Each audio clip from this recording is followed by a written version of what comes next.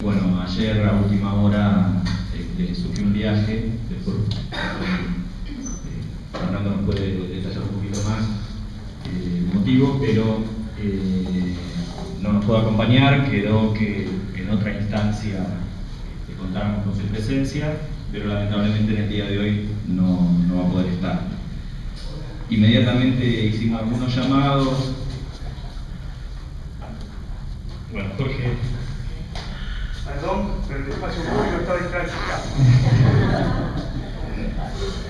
Bueno, estaba comentando que Franco Vitali le surgió un viaje, bueno, y hablamos con Jorge Giberti y con Fernando Gómez, que nos van a estar acompañando y se agregaron entonces en este último momento.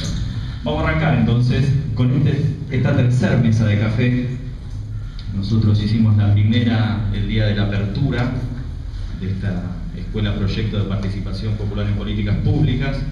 En esa mesa estuvimos explorando qué posibilidades había de desarrollar escuelas, proyectos de políticas públicas como embriones, ¿no? Como espacios de formación, pero también de encuentro y también para hacer diagnósticos participativos del territorio que puedan transformarse en políticas públicas, ¿no? Con actores diversos. En esa primera mesa charlamos eso y instalamos también una idea para la ciudad de Buenos Aires, que es necesario reconquistarla. Ese fue el eslogan que planteamos en esa mesa de café. La hicimos justo cercano a la fecha del 12 de agosto, que se cumplía un aniversario de la reconquista de la ciudad, y pensábamos que había que anclarlo también con una fecha tan importante como esa. La segunda mesa la llamamos descentralización e identidades. Empezamos a trabajar los temas relacionados con las comunas y hoy estamos planteando esta mesa que se llama Lo Público como espacio de corresponsabilidad. Un simple comentario me surge del diario de hoy, que hoy la Ciudad de Buenos Aires está lanzando la carpa del amor y la idea de lo público como espacio para el amor o algo, un eslogan de ese tipo, ¿no? Y me llevaba a pensar que nos dejaba servido una reflexión que por ahí después la podemos seguir acá. En esto que es una mesa de café, ¿no? Es un diálogo que después va a ir circulando la palabra entre todos. Pero esta idea de que lo público uno tiene que encerrarse en su casa a meditar, ¿no? A aislarse y pensar para adentro, ¿no? Y leía los eslogans, ¿no? Que hay que cero problemas, cero estrés, no relacionarse, digamos, tratar de abstraerse de las problemáticas. Es una forma de pensar en lo público. Y por otro lado, nosotros estamos proponiendo acá una mesa de café, un lugar de encuentro, un lugar donde decimos que los problemas tienen que estar sobre la mesa para discutirlos, y construyendo otra forma, ¿no? El otro modelo me parecía que es claro, la idea de la no política. También estaba eso en el diario de hoy, ¿no? Decía, nosotros no hacemos política, decía Rodríguez, no nos metemos con la política. Y nosotros creo que estamos en una punta totalmente distinta. Estamos planteando la idea de que la política tiene que ser central y tiene que ser una herramienta para producir cambios. Entonces, bueno, vamos a arrancar esta mesa con unas preguntas, como siempre hemos hecho, ¿no? Que nos permiten orientar lo que se va a ir dialogando. Las que elegimos para esta vez son: entendiendo el espacio público como lugar de encuentro nuestro de todos, ¿cuáles son las transformaciones que se deben producir en el Estado, en los medios de comunicación, en el ámbito académico y en la sociedad para avanzar hacia un espacio público que sea sostenido, crezca y se desarrolle, aceptando y promoviendo la corresponsabilidad ciudadana? Estas transformaciones pueden hacerse sin una interacción concertada del Estado, la academia y la comunidad. ¿Conoce algún proceso positivo en curso con estas características? Y la segunda pregunta es: como resultado de nuestras prácticas de militancia social por la recuperación y el desarrollo del Parque Avellaneda, llegamos a una conclusión que plasmamos luego en una frase formulada a modo de apotegma o sentencia concisa: el espacio público es la nueva entrada a la política. En el intento de clarificar, resituar y revalorizar el concepto de espacio público, ¿podrían ustedes analizarla y comentarla? ¿Cuál es su apreciación? ¿De qué modo les gustaría ampliarla, cuestionarla, pulirla o parafrasearla? Y bueno, para arrancarla vamos a invitar a Daniela Sachenberg. Ella es profesora en carrera de posgrado y grado e investigadora de la Facultad de Arquitectura, es magíster en planeamiento urbano regional de la Facultad de Arquitectura en urbanismo, y actualmente dirige el proyecto de investigación La Agenda de la Política y la Gestión Urbanística en los Albores del siglo XXI, o sea, está trabajando los temas relacionados con los instrumentos de planificación y gestión urbanística. Así que bueno, Daniela, te invitamos en primer turno.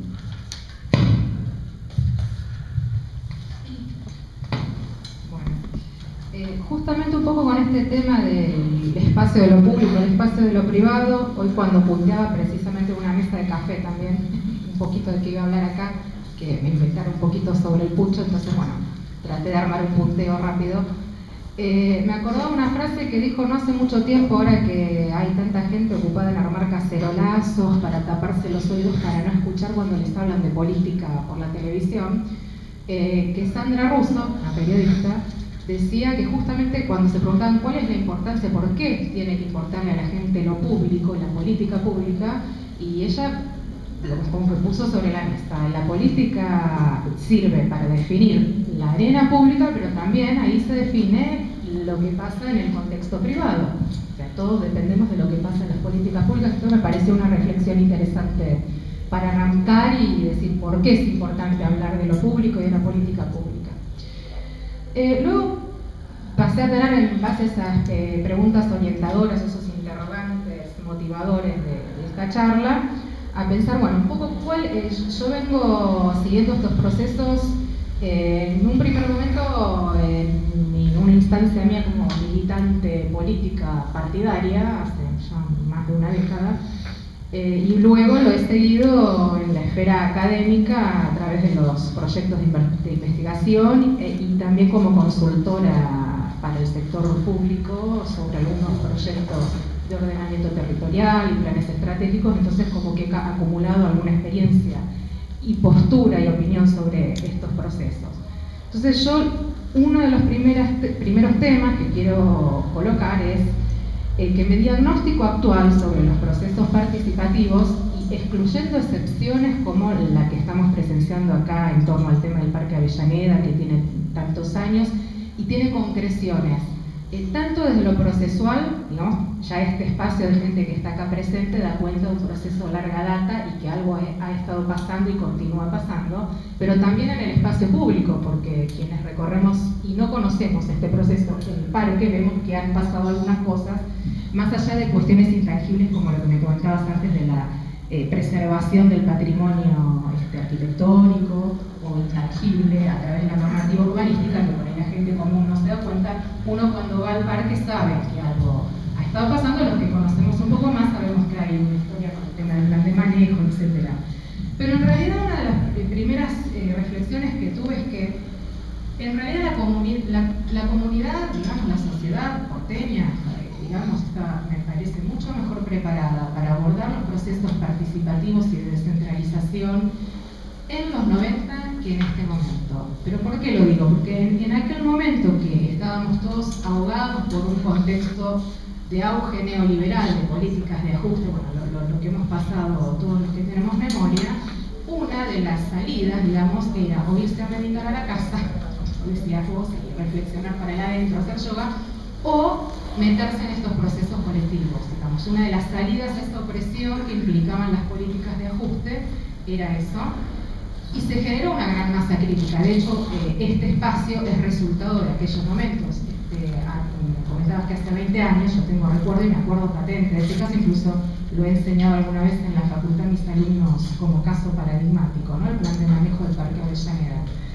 Pero lo que está pasando ahora es que en el medio corrió mucha agua. Todo el proceso de crisis de fin de los 90 y principios del siglo XXI, y este traspaso, de lo que algunos podemos concordar o no, del modelo neoliberal que, por ejemplo, en Europa, o sea, en los países desarrollados, todavía están tratando de buscar salidas por la vía del ajuste y de repetir las recetas que a nosotros nos hundieron. En América Latina, digamos más precisamente América del Sur, hay como un empuje que algunos llaman neodesarrollista, que ha puesto a los gobiernos, especialmente a los gobiernos nacionales, en el lugar de ajustar más las políticas centralizadas, digamos, desde el lugar de lo público, pero de manera centralizada, con una dinámica de mucha inversión, mucha acción, mucha decisión vertical, que podrían de alguna manera entrar en colisión con las voluntades que hay, quizás de manera más aislada, de hacer políticas descentralizadas que involucren la participación desde un lugar más horizontal del sector no gubernamental. Entonces me parece que una de las cuestiones a tomar en cuenta, digamos, para poder tener éxito en adelante, es tomar en cuenta esta realidad, o sea, es una realidad, que plantea hasta incluso un escenario de mucha competencia entre lo que se quiere hacer desde los espacios de participación descentralizada y el embate, en algunos casos positivos y en otros negativos, de mucha inversión estatal centralizada y mucha toma de decisión superestructural centralizada. En ese sentido, digamos, lo público local que se trata de recuperar a principios del siglo XXI entra en competencia con esa modalidad, que si no se asume como dato de la realidad, va a complejizar todos estos procesos. O sea, por lo menos yo lo veo así. Por otro lado, otra de las reflexiones que tuve es que gran parte de la muy buena y gran masa crítica que se generó en aquellos momentos de auge de los famosos planes estratégicos, estos espacios de concertación, etcétera, que también ha definido, se ha precisado, digamos, incluso desde los ámbitos académicos como Flaxo, que se han especializado en estos temas. Por un lado, se ha generado mucha masa crítica, pero hay que asumir que en el medio también se ha perdido mucha masa crítica, primero por lo que fue el propio proceso de ajuste, digamos, y por mucho desgaste de las instituciones, que repito, no es el caso de ustedes acá en Avellaneda, pero en la mayoría de los casos no hay concreciones físicas concretas en el espacio público de lo cual de este tipo de ámbitos hubieran querido. Y a mí me ha tocado participar en varios de esos como consultora en equipos consultores en distintos lugares del país. La gente pone mucha expectativa, se trabaja mucho sobre el tema se ha trabajado mucho sobre el tema de la visión, de los espacios deseados, y después uno se da contra la pared porque hay falta de voluntad política, falta de recursos económicos para concretar estas visiones, y eso también desgrana, digamos, estos espacios. Y por otro lado, a algunos les puede parecer que no, otros que sí, lo podemos discutir, pero gran parte de la gente que ha participado de esos procesos y que encontraba en este tipo de espacios de concertación y participación descentralizada un lugar reconfortante para cubrir sus expectativas en cuanto a política pública, hoy en día están, podríamos decir, de algún modo subyugados con esto que yo llamo este embate, ¿no? De la gran inversión en infraestructura, en equipamiento, todo lo que estos estados nacionales, incluido el nuestro, están tratando de recuperar de esta década perdida. Y digamos, lo concreto que se visualiza hoy muy tangiblemente en el 80% de las situaciones son estas políticas universales y esta fuerte inversión. Con lo cual también es una realidad que eso también entra en competencia con este tipo de espacios que también queremos obtener. Digamos, parte del diagnóstico de cosas positivas que influyen, entre comillas, negativamente en este tipo de proceso. Digamos, hay un desgranamiento de esa masa crítica por el lado positivo y también por el negativo, pero también por el lado positivo, y hay que saber recuperar a esa gente en estos procesos en un momento en que hace poco se ha lanzado toda esta cuestión de las comunas, finalmente, que venimos desde la época de que se declaró la autonomía de la Ciudad de Buenos Aires tratando de poner en marcha.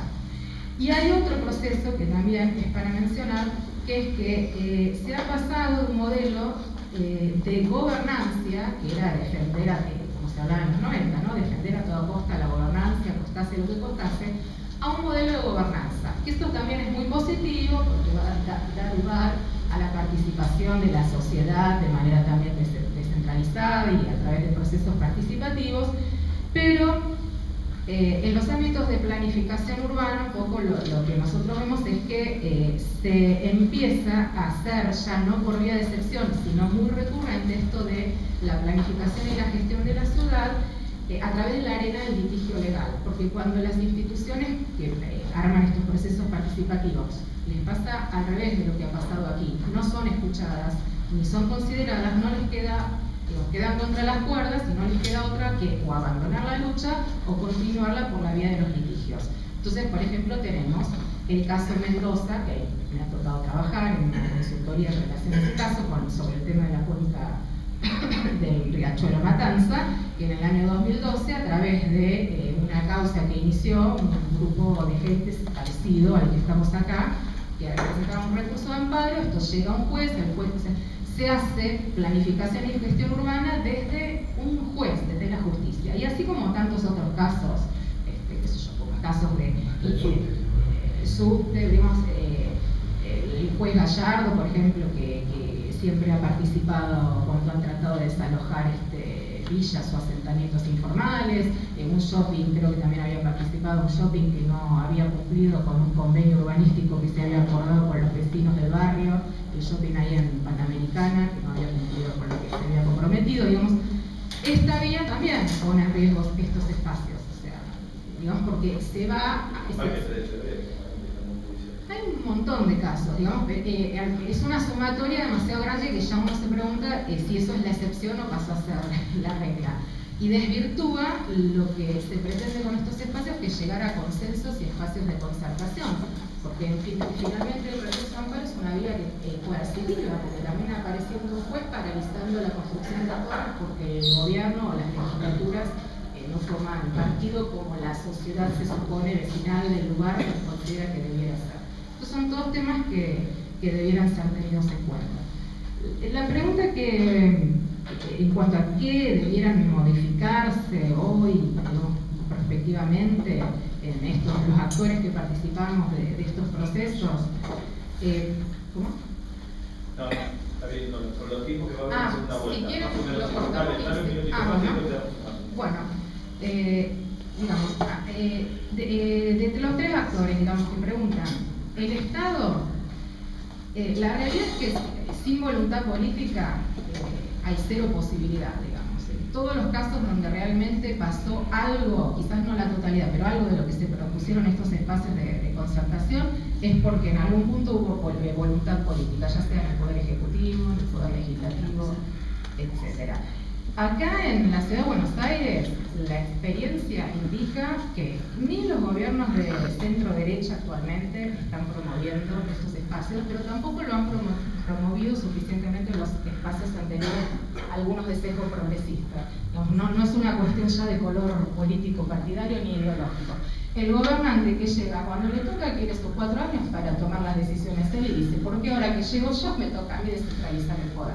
Eso es lo que demuestra la realidad hasta el momento, entonces también hay que tenerlo en cuenta.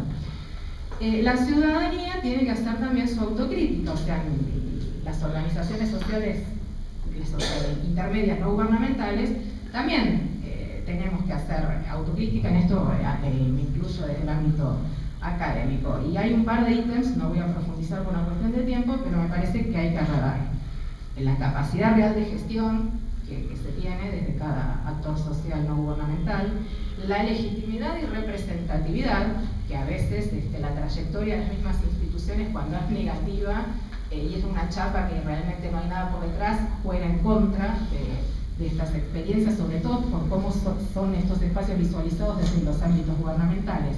Y el grado de solidaridad, porque hay que asumir también que cada ONG o institución intermedia que participa en estos espacios, en general, salvo excepciones, trata de imponer su visión sectorial. No, nadie es angelito en estos espacios. El secreto sería como en estos ámbitos donde participan varios actores se genera una visión consensuada. Pero en algún punto también se replica, ¿no? Que cada uno quiere imponer su interés. Y a veces no siempre va a favor del interés general. A mí me ha tocado recibir cuando estaba en ámbitos gubernamentales, no voy a decir nombres de instituciones, pero la verdad que propuestas muy antisolidarias con otros pobladores, por ejemplo, de asentamientos precarios que no querían que vivan acá o que viven allá, digamos. Siempre hay posiciones encontradas y la ciudad, el espacio urbano es una arena de disputa, digamos, y eso también hay que asumirlo y que no somos todos angelitos, ¿no? No es que el Estado es malo, nosotros somos buenos. Y por último, para cerrar esta parte, después si quieren sigo alguna otra cosa, cuando pase la rueda o las preguntas, la academia, el ámbito académico, bueno, políticamente incorrecto decirlo, pero bueno, yo lo digo siempre donde puedo, digamos, nosotros desde el ámbito académico, de igual fuera, lo único que podemos hacer es dar el apoyo técnico, digamos, en cuanto a los productos que salgan de los procesos y a los procesos, como por ejemplo hace Flaxo, que colabora en los procesos, o como por ejemplo de la Facultad de Arquitectura podemos ayudar en el diseño de algunos de los productos o espacios físicos para que se desarrollen las actividades que la sociedad civil quiere en estos ámbitos. Pero lo único que podemos aportar es cierto acompañamiento que lo legitima hacia los actores que deciden y tienen, digamos, toman la decisión y tienen poder para hacerlo. Lo demás está sobredimensionado, digamos, desde el ámbito académico, si creemos que podemos hacer otra cosa, me parece que, o cree la sociedad que podemos hacer otra cosa, no es tan así.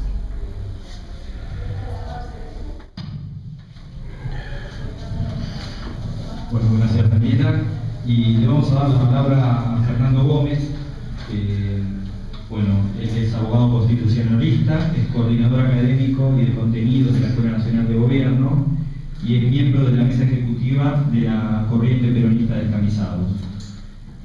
Bueno, gracias Fernando, te pasamos. Bueno, tenía que estar Franco Vitali, ¿no? Acá, vamos a tratar de salvarlo, Franco no pudo estar. Las segundas partes no son buenas, quizás las segundas opciones sí. Vamos a darle el beneficio de la duda. Aníbal Fernández le decía, no me acuerdo a qué constitucionalista, le decía que era constitucionalista porque se tomaba el tren en Constitución. Digo, yo soy abogado. Digo, y me lo tomo más en retiro que en Constitución, a veces el tren, así que retirista no soy, y todo lo demás lo tratamos de arreglar todos los días. Digo, a mí me parecía, tampoco soy de Enrique Reinaldo de Yancar, que debe estar con Macri hablando del amor a lo público, no hay contradicción fuerte. Yo, tan Franco, Rodrigo Franco, por ahí atrás, su compañero de la Escuela de Gobierno, el otro día estábamos mirando, tratando de divertirnos un rato en ese momento de ocio que uno tiene, mirando el programa del Foro Fevida, es creo que el nombre, y el primer disertante del foro en marketing, hablando del amor a lo público, ¿no?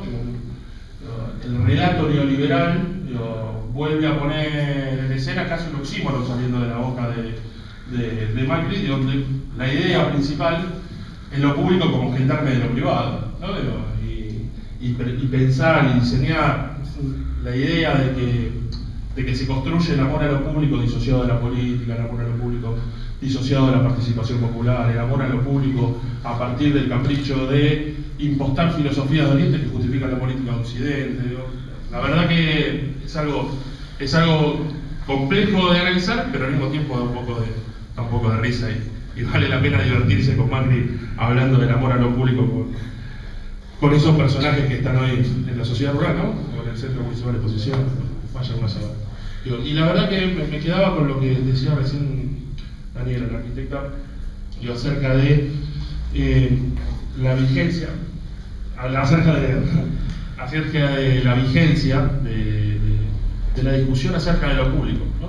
Porque pareciera que después de 10 años o de 9 años de aquel 2003, donde pudimos escribir un capítulo nuevo en empezar a enterrar el neoliberalismo como dogma político en la Argentina, podríamos decir que el debate acerca de lo público resultaría anacrónico porque no hay nadie que lo ponga en crisis, que lo ponga en cuestionamiento, que lo ponga en jaque.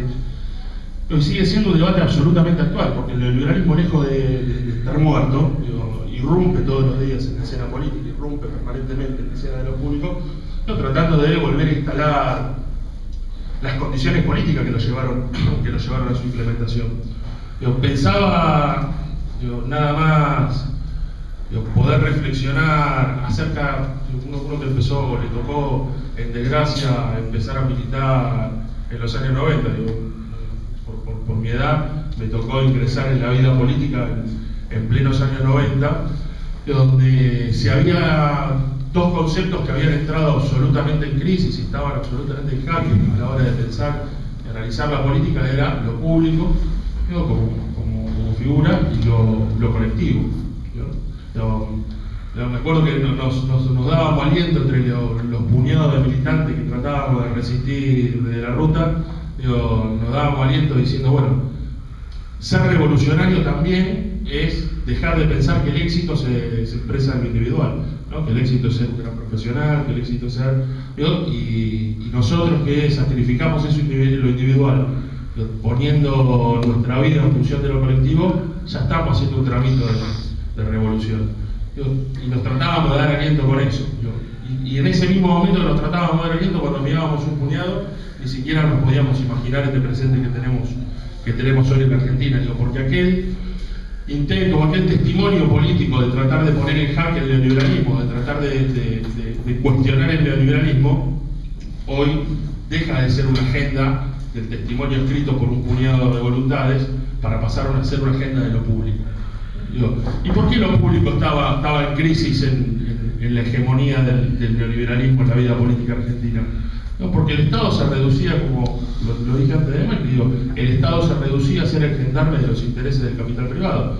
El Estado se reducía a ser un fenómeno represivo. Y pensaba los desarrollos y los esquemas de la participación, porque había actores sociales que participaban en la toma de decisión acerca de lo público. Yo me acuerdo cuando Caballo anunció el blindaje en la Argentina, que el decreto de la oficina de Fernando de la Rúa lo habían escrito los gerentes de Leche y Grisín.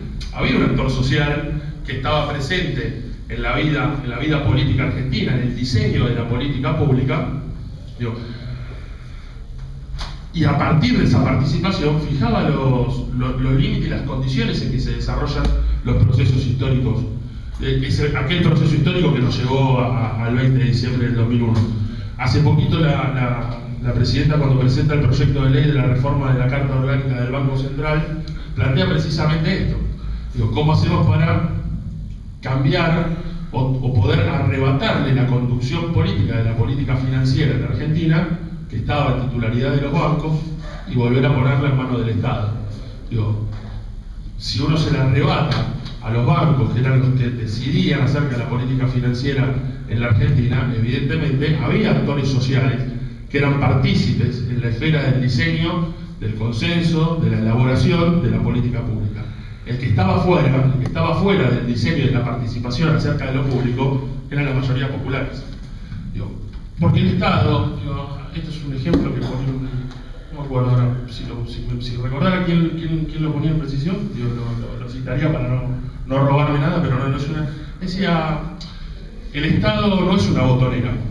Digo, el diseño de las políticas públicas no nace de un Estado que es una botonera, que llega alguien o llega un compañero que tiene buenas intenciones, aprieta los botones correctos y la política correcta, digo, es la que se desarrolla, y aparece un tipo, un jodido, y aprieta los botones incorrectos y hambrea a la mitad de la población argentina. El Estado es la síntesis de las correlaciones de fuerza, es la síntesis de actores, de proyectos históricos, de modelos de desarrollo que están históricamente en pugna en Argentina, hegemonías que se van imponiendo en ese proceso histórico, y van marcando necesariamente una época, a partir de cómo, precisamente, empiezan a condicionar decididamente la esfera de la política pública, la esfera de la toma de decisiones del Estado, que el Estado no tendría que ser otra cosa, sino la síntesis de la representación política de la mayoría del pueblo argentino.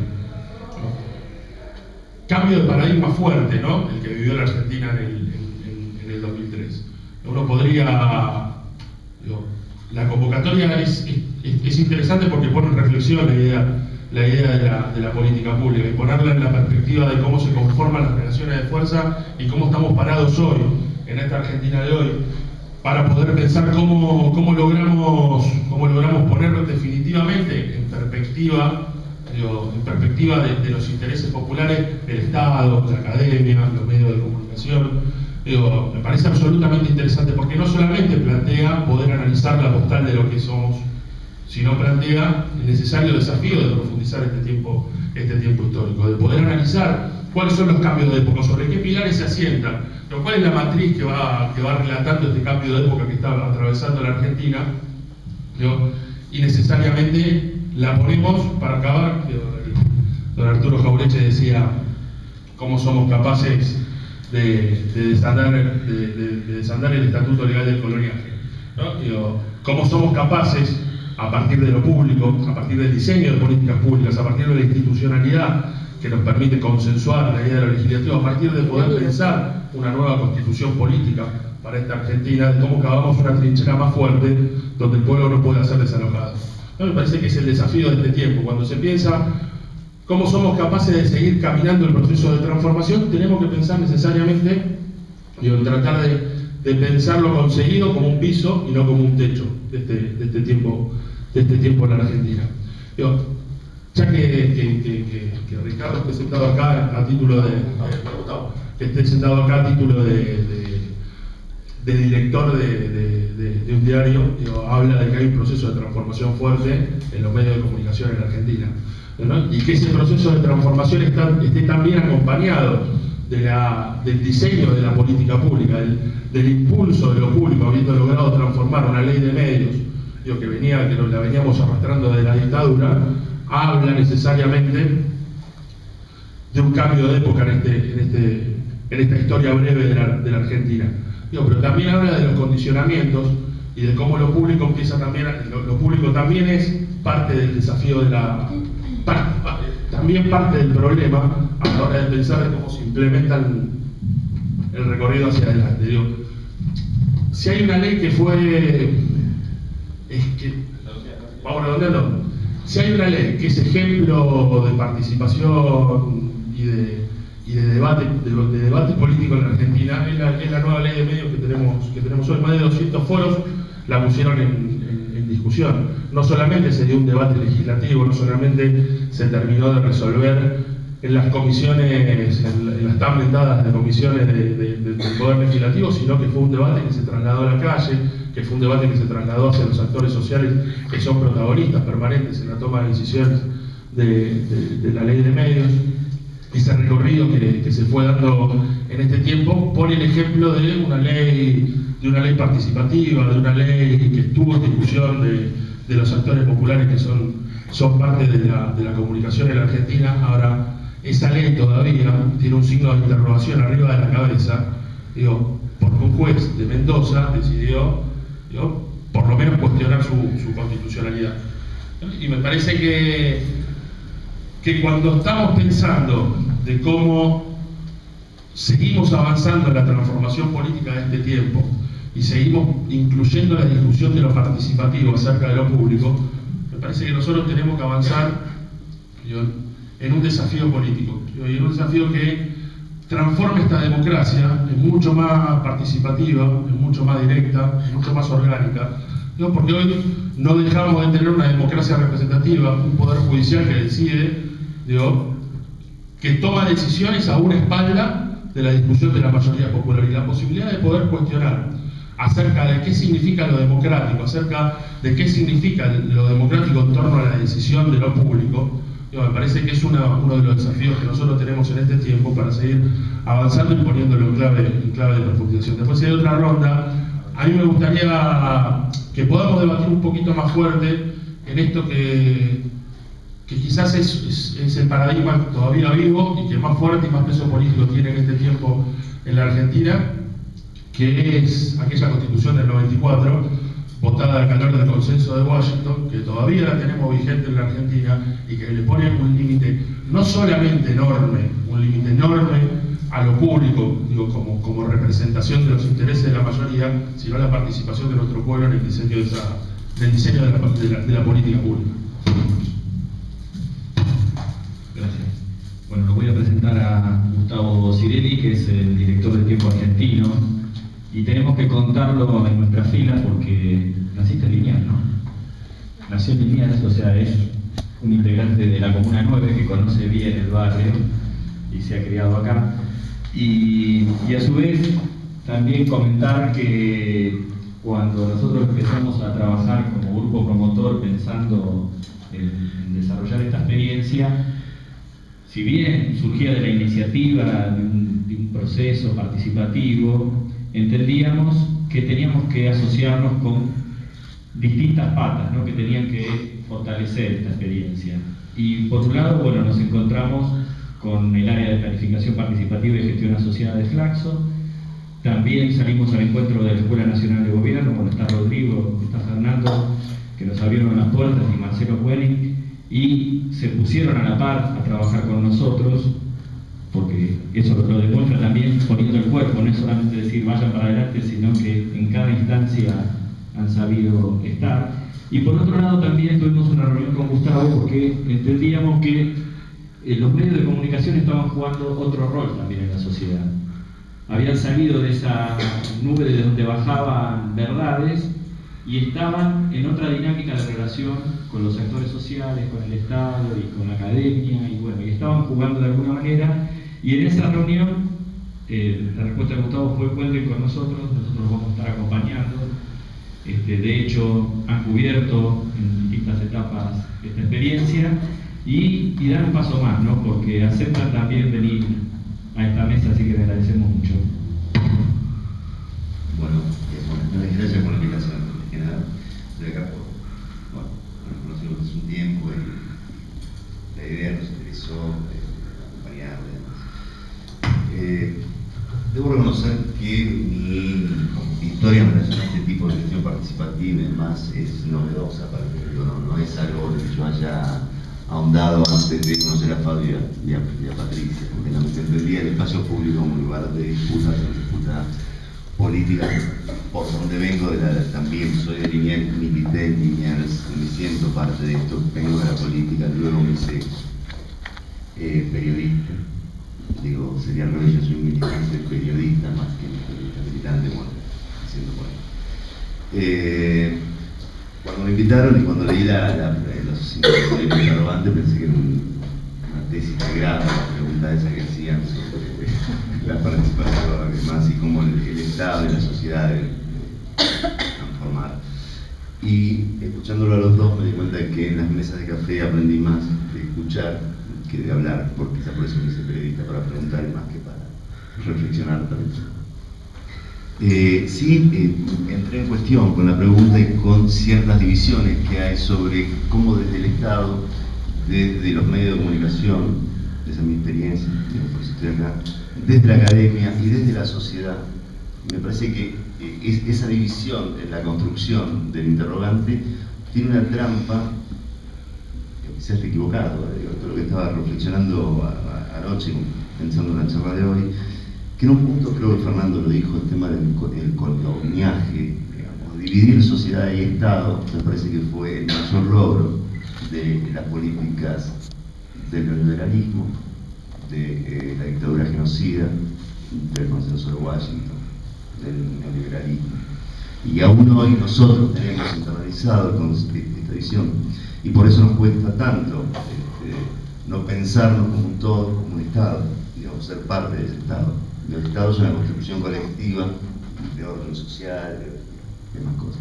También me quedé pensando en lo que decía Daniela, de cómo estas, y fue muy interesante esa observación de ella, de cómo este tipo de organizaciones no gubernamentales además tuvieron su espacio de resistencia en los 90, digo, cuando el Estado se los había arrebatado directamente y la política venía de una dura derrota, digamos, de la derrota de la dictadura, a mi entender, de lo que fue la desesperanza y la deflaudación de la primera etapa de la democracia, hiperinflación mediante y demás. Me parece que esos lugares de resistencia y participación fueron muy logrados.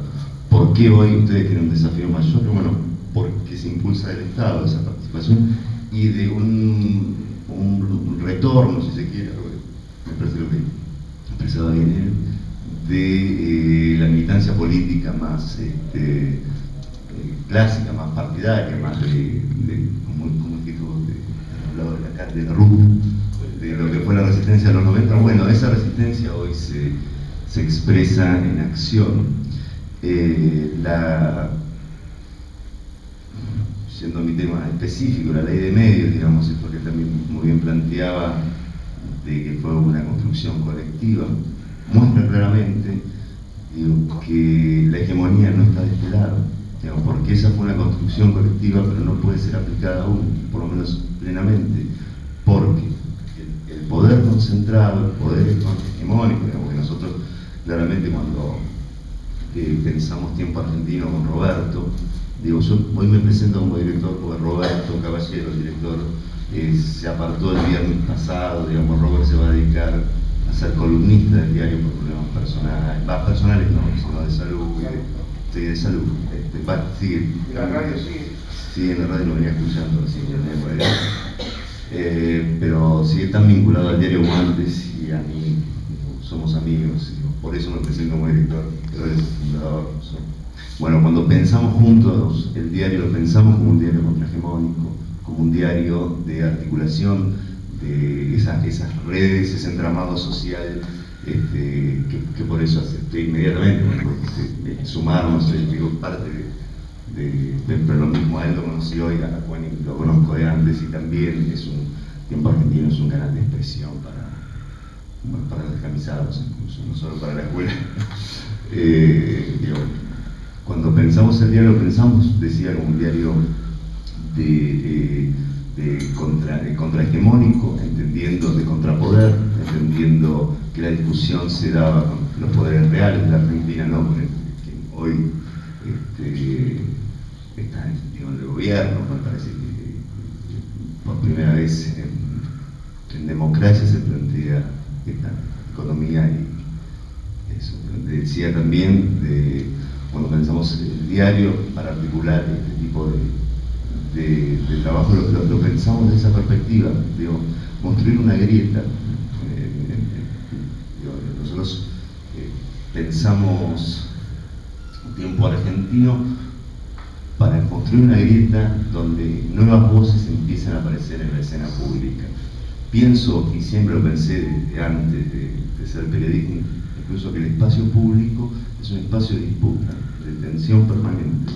Creo que esta construcción simbólica que ha hecho el macrismo, obviamente no desde que es el gobierno nacional de Buenos Aires, pero específicamente estos últimos tiempos, más allá de lo terrorífico que parece la persecución a docentes y todo lo que se ha dado, pero sobre todo para entender esta farsa de la ciudad del amor, tiene que ver con algo mucho más profundo, que es la creación de una subjetividad, de obviamente recuperar ciertos valores e intentar recuperar en una sociedad ciertos valores acordes al individualismo, que él no señalaba, digamos, esto de disputar el espacio público para ocuparlo, para meditar, digo, no para actuar, no para discutir, no para, y para contraponer claramente, que esto también es lo que vienen fomentando los medios hegemónicos, la meditación a la crispación, digo, como si la crispación tuviese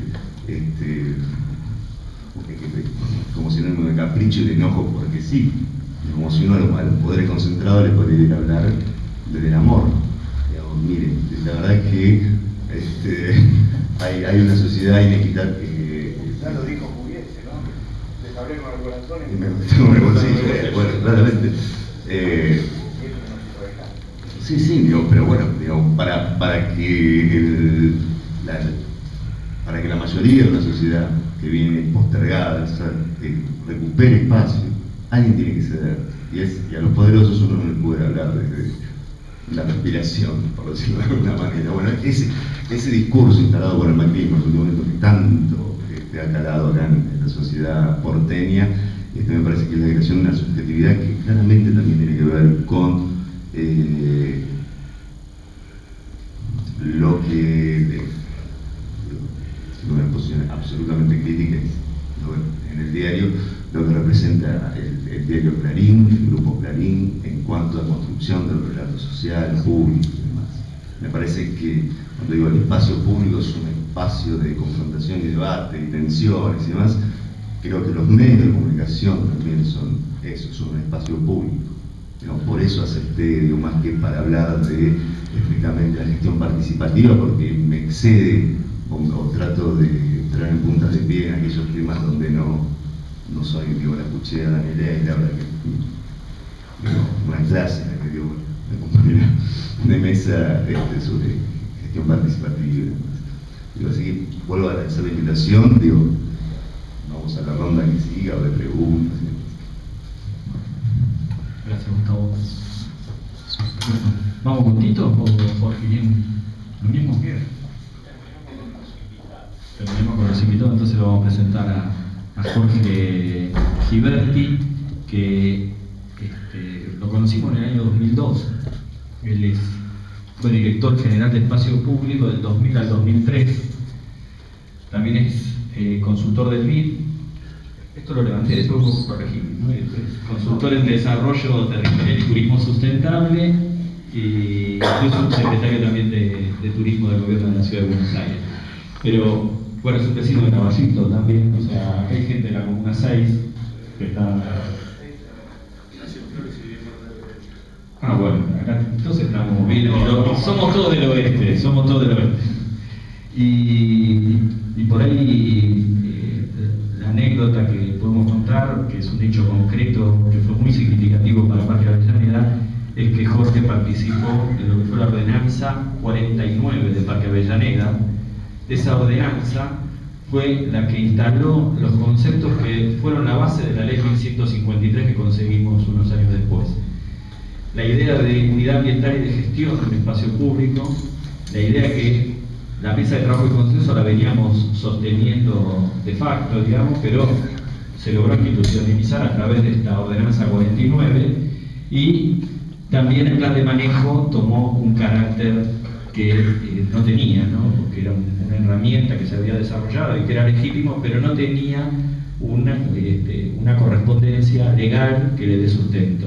Bueno, Jorge Giberti participó en ese diseño y por eso hoy está acá. Bueno, gracias. Yo voy a contar cómo llegué a gestionar políticas hacia el espacio público. Igual voy a hacer una aclaración primero, que una cosa son las políticas públicas y otra cosa son las políticas hacia el espacio público.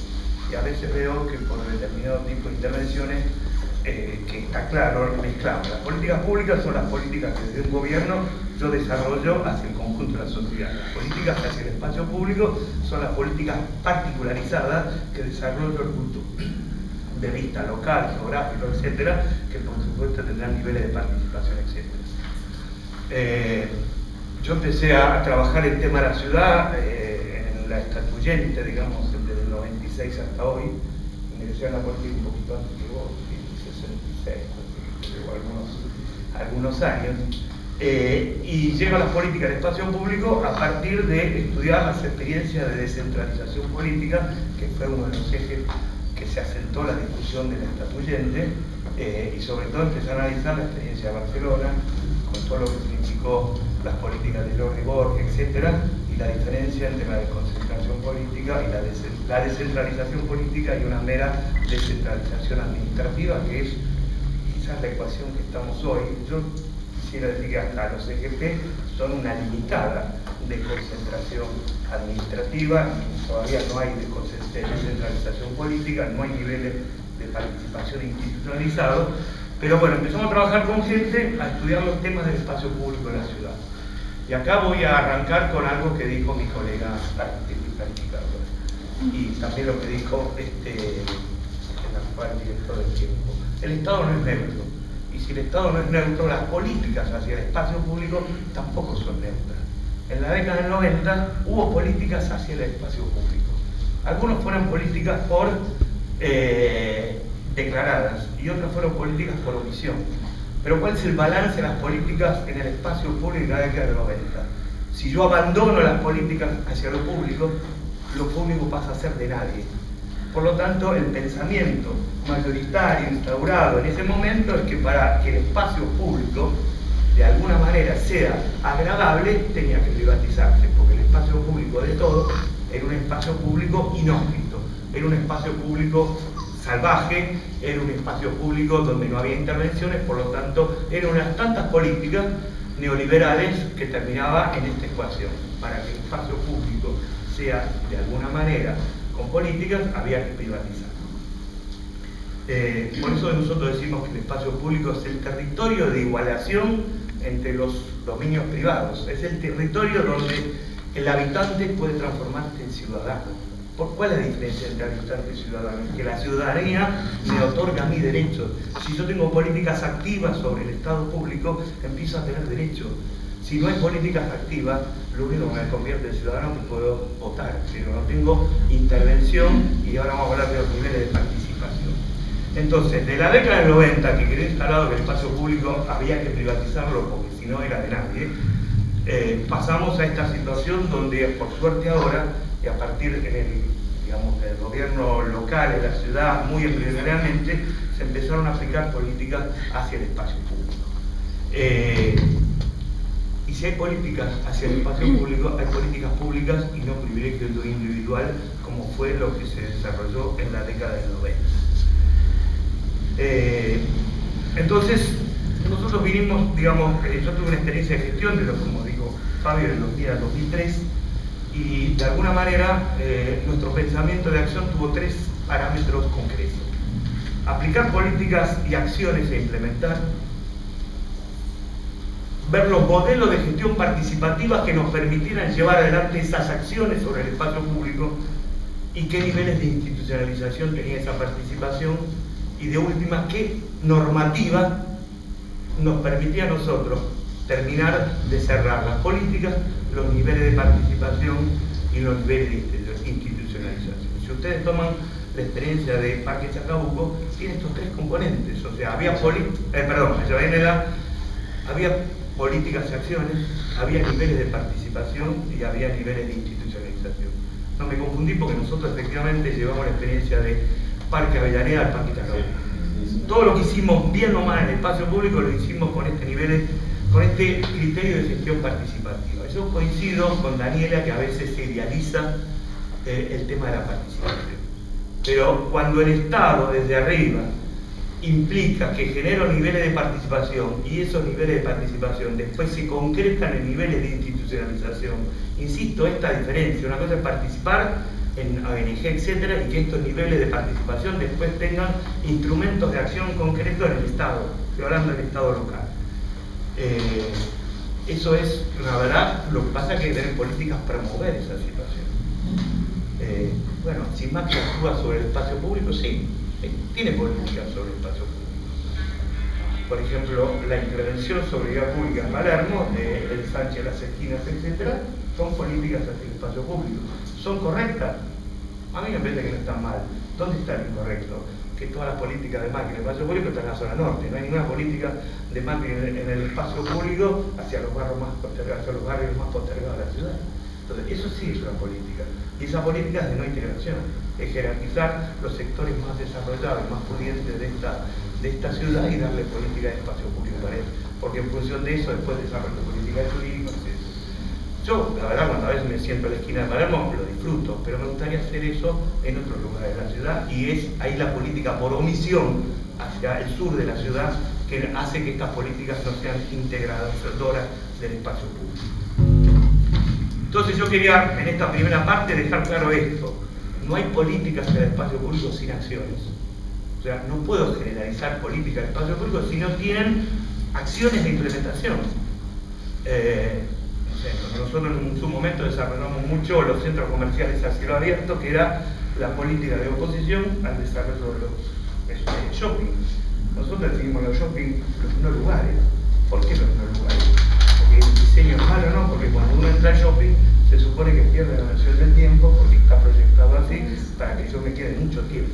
Entonces, nosotros decíamos, ante la planta de plástico que tengo en el shopping, arbolado público, ante niveles de, digamos, de expresión del comercio minorista, perfectamente puede desarrollar los centros comerciales en cada barrial y darles identidad, etc.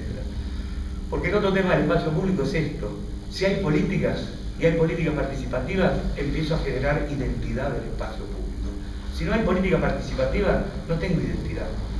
Y si no tengo identidad, nadie va a cuidar ese espacio. Un espacio que tiene identidad, lo vamos a cuidar más allá de las situaciones que hay de salvajismo y de depreciación, etcétera, que soy consciente. Aparte, perdí la batalla de discusión ideológica de cerrar o no las plazas. La perdí porque, de alguna manera, determinados espacios públicos, si no los cerrás a determinada hora, vos los abrías al día siguiente y no te encontrás nada. La verdad, no encontrás nada.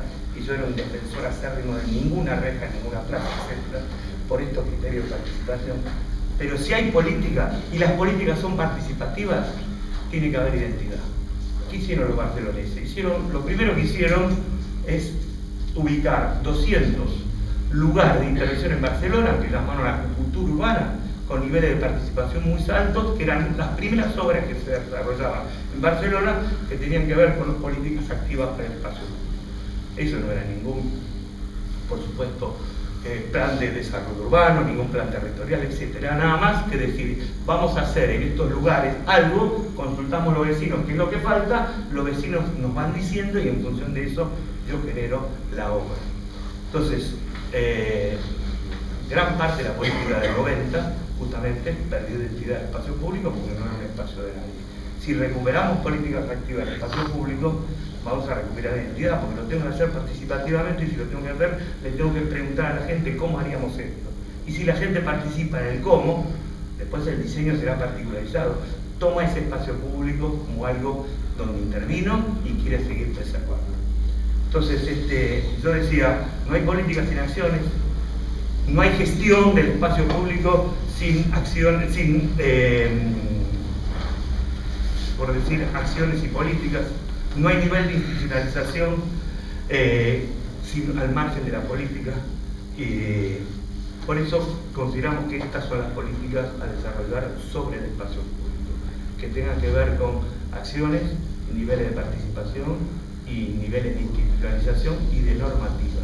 La normativa sobre el espacio público, por lo menos en esta gestión de la ciudad, es abundante. Lo que hay que hacer es simplificarla para que esté claro para todos y que sea parte que llegamos a esa normativa, no porque un legislador inventó una cosa, sino porque es el corolario de políticas, niveles de participación e institucionalización. En todo caso, la normativa es el broche de aplicación de esas políticas y de esa institucionalización.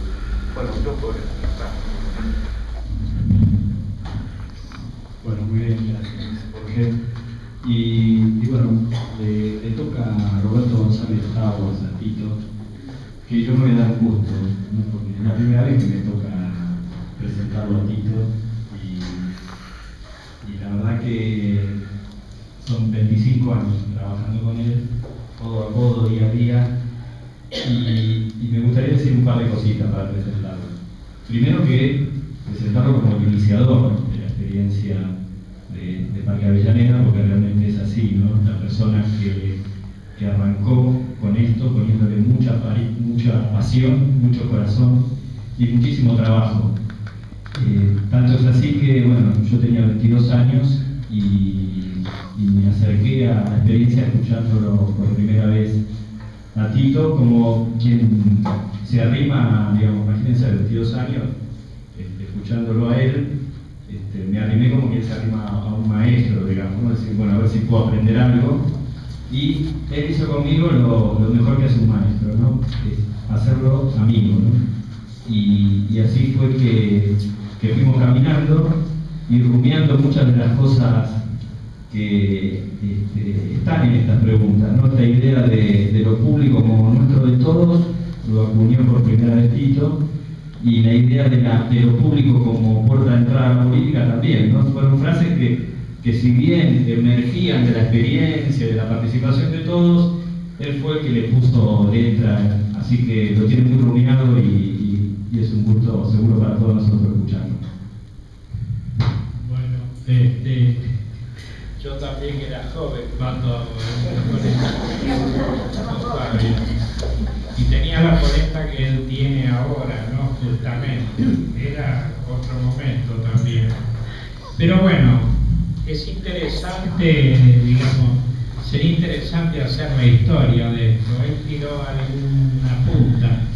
Yo les quiero decir lo siguiente, que el arranque nuestro en Parque Avellaneda viene de Paulo Freire, digamos, de la campaña de alfabetización del año 74, la crea donde, digamos, me capacité como para ser coordinador de área en la Villa de Retiro, los 5 sectores de la Villa de Retiro, la Villa del Bajo Belgrano y la Villa de Colegiales, ¿verdad? Y ahí tomé contacto con ese cambio de cerebro que te produce Freire, que ya de ahí cambias totalmente. Cuando yo termina la campaña, ya estaba decidido que no iba a ser un docente, un educador docente, iba a ser un educador todoterreno. Y llego a mi barrio, donde yo me había mudado, en Parque Avellaneda, porque yo no soy un vecino antiguo del barrio Parque Avellaneda. Yo llegué a Parque Avellaneda en el año 74. Cuando llego acá, lo primero que hago es empezar a mirar, a ver, ¿qué puedo saber yo que nadie sabe de mi barrio? Así que caminé, anduve, y por donde pasaba iba observando y mirando, haciendo como un recorrido y un proceso de comprensión de todo lo que veía. Una de las primeras cosas que hicimos fue una exposición de fotografía antigua del barrio, y así nos fuimos desayunando de unas cuantas cosas y armar un colectivo que era de las instituciones barriales, y generamos el emblema barrial, que después fue consagrado, que es el que está enfrente del parque, que era necesario trabajar la cuestión, porque ¿qué nos encontramos? El Parque Avellaneda era un barrio que no existía. Existían los planos nada más, y había una ordenanza del año 72, muy reciente, que decía el barrio Parque Avellaneda, la antigua chacra de los Remedios. Pero de eso no se sabía más nada, y era un parque enajenado, era un parque en manos, digamos, de los jugadores de la pelota, era un terreno, digamos, puro polvo, y, digamos, no había nada, era un gran valor desconocido para todos, especialmente para los vecinos. Los vecinos decían que vivían en Floresta, Mataderos, o Bajo Flores, o Lugano, o Soldati, cualquier cosa, pero Parque Avellaneda no existía.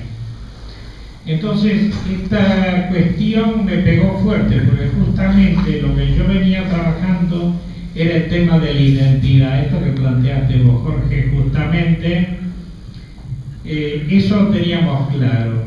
El que no sabe quién es no llega a ningún lado, y no se ama lo que no se conoce de ninguna manera. Entonces el primer trabajo fue este. Ahora, tampoco pensábamos nosotros hacer una, digamos, una pasada, digamos, una movida pasatista, y teníamos enfrente nuestro los modelos de construcción social de las asociaciones vecinales, de los grupos defensores de las instituciones y de distintas cosas que hacían el abrazo, la protesta, la juntada de firmas, y duraban 5 años, 10 años, desaparecían. Yo creo que hoy en la ciudad de Buenos Aires el trabajo del Parque Avellaneda y del Centro de Estudios Sociales y Actividades Vecinales del barrio Parque Avellaneda, digamos, tiene una presencia única en la ciudad de Buenos Aires, que nosotros venimos trabajando sistemáticamente desde el año 89. En el 96 estábamos en la Estatuyente también, trabajando todos estos temas de la ciudad autónoma. Y entonces buscábamos una institucionalización a contramano, porque era el momento de achicar el Estado, y nosotros estábamos haciendo una institucionalización para que en el Parque Avellaneda hubiera Estado, hubiera planes, proyectos y programas. Estábamos a contrapelo totalmente, éramos totalmente desubicados, y avanzamos en esa dirección. A partir de la identidad nosotros avanzamos para introducirnos en el parque, porque sabíamos que no había nadie que tenía la comprensión de lo que significaba el parque, su historia y lo que le había aportado y lo que le podía aportar a la ciudad de Buenos Aires. Y ahí es donde viene la cuestión del espacio público. Para nosotros la cuestión del espacio público fue un punto crítico, porque nosotros estábamos haciendo una experiencia que nadie había hecho. Nosotros entramos en el Parque Avellaneda diciendo: si es público, es nuestro de todos. Si es nuestro de todos, nosotros no vamos a aceptar que nos hagan ninguna consulta, salvo que sea la mesa de las decisiones, el lugar donde haya que definir qué es lo que se va a hacer. Bien, esta situación era una situación muy difícil de comprender, y nos llevó a reflexionar mucho sobre las características de lo público, sobre lo cual también escribimos en su momento. Hicimos toda una reflexión que no tiene citas de autor, porque, a decir verdad, no leímos nada, no leímos a nadie. Leímos nuestra propia práctica y las dificultades con las que nos íbamos encontrando. Y entonces encontramos que el espacio público es el espacio, digamos, es un espacio que genera, por un lado, se transforma en el espacio que constituye el nosotros. Nuestra gran experiencia fue la de construir un nosotros. Más que el proyecto político nuestro fue transformar una multitud de gente o abrir la posibilidad de que hubiera un espacio donde hubiera raíces comunes y sueños comunes. Ese es lo constitutivo del nosotros. Y el nosotros es la condición de posibilidad del consenso. Lo que menos nos creyeron a nosotros nunca fue que este era un sistema de consenso, porque el consenso no existe. No, todos piensan distinto, no existe. Y nosotros planteamos que no existe el consenso menos en nuestra casa. Cuando hay que ir de vacaciones, ¿a dónde? Nos ponemos todos de acuerdo. Un día, digamos, ponemos por delante la necesidad del abuelo, otro día la necesidad del nene, y todo se acuerda. Hay desistimientos, hay esperas, y se produce el consenso. Nada se vota. Todos nos ponemos de acuerdo, porque somos nosotros. Y entonces, esa fue la experiencia que hicimos.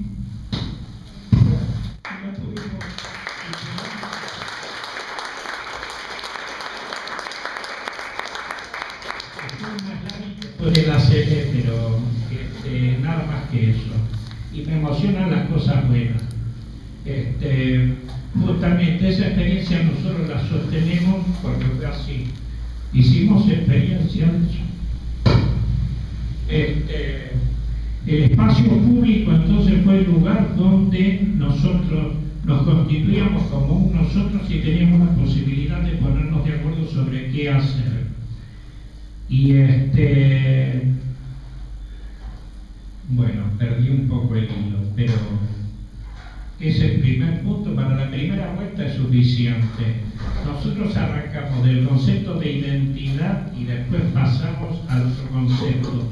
El concepto de espacio público es un espacio accesible y es un espacio disponible para todos.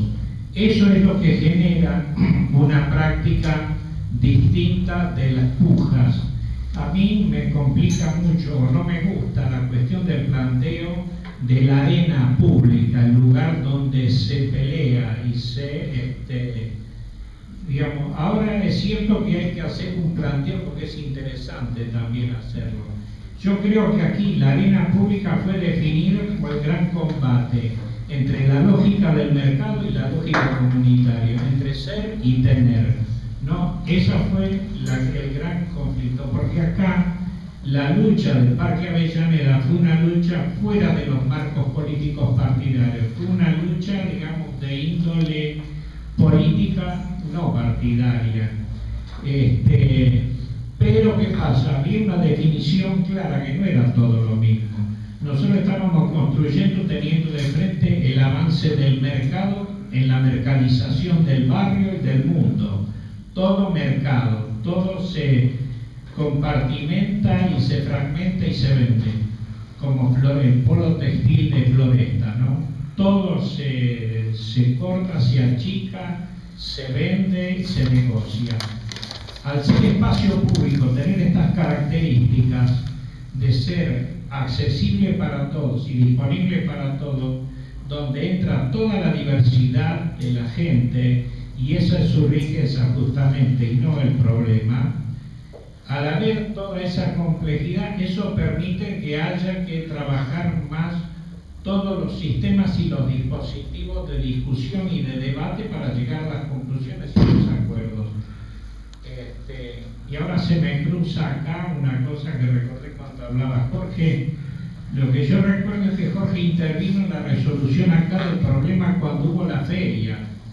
Se instaló la feria en la vereda del parque y tuvimos que lidiar con un conflicto interesante, digamos, muy complejo, ¿no? Donde estaba por un lado la necesidad y por el otro lado la necesidad del espacio público. Y llegamos a una conclusión en el ámbito de la mesa de trabajo y consenso. Se llegaron a acuerdos con la intervención del Estado, con el actor social, y con un grado de institucionalización del Estado y de la sociedad en la mesa de trabajo y consenso, y esa era una prueba muy importante y fue muy tensionante también, porque era muy conflictiva la situación. Bien, quería recordar ese momento también. Por ahora lo paro ahí. Muy bien. Vamos a abrir un poco el micrófono. Bueno, sí, le vamos a agradecer. Gustavo había aclarado ya desde la llegada que tienes cerrar el diario, así que le agradecemos todo.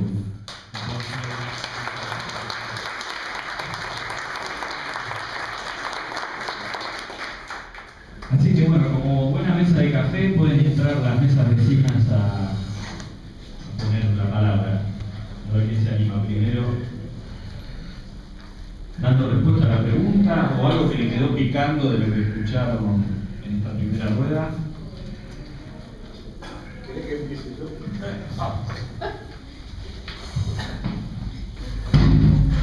Yo me vi un poquito preparado porque como sabía cómo funcionaba esto, entonces pensé un poquito, digamos, cuál era, digamos, mi idea sobre el tema, digamos, de la participación. Yo no pensé ni en el Estado, ni en los medios, ni en el ámbito académico, sino pensé en la sociedad.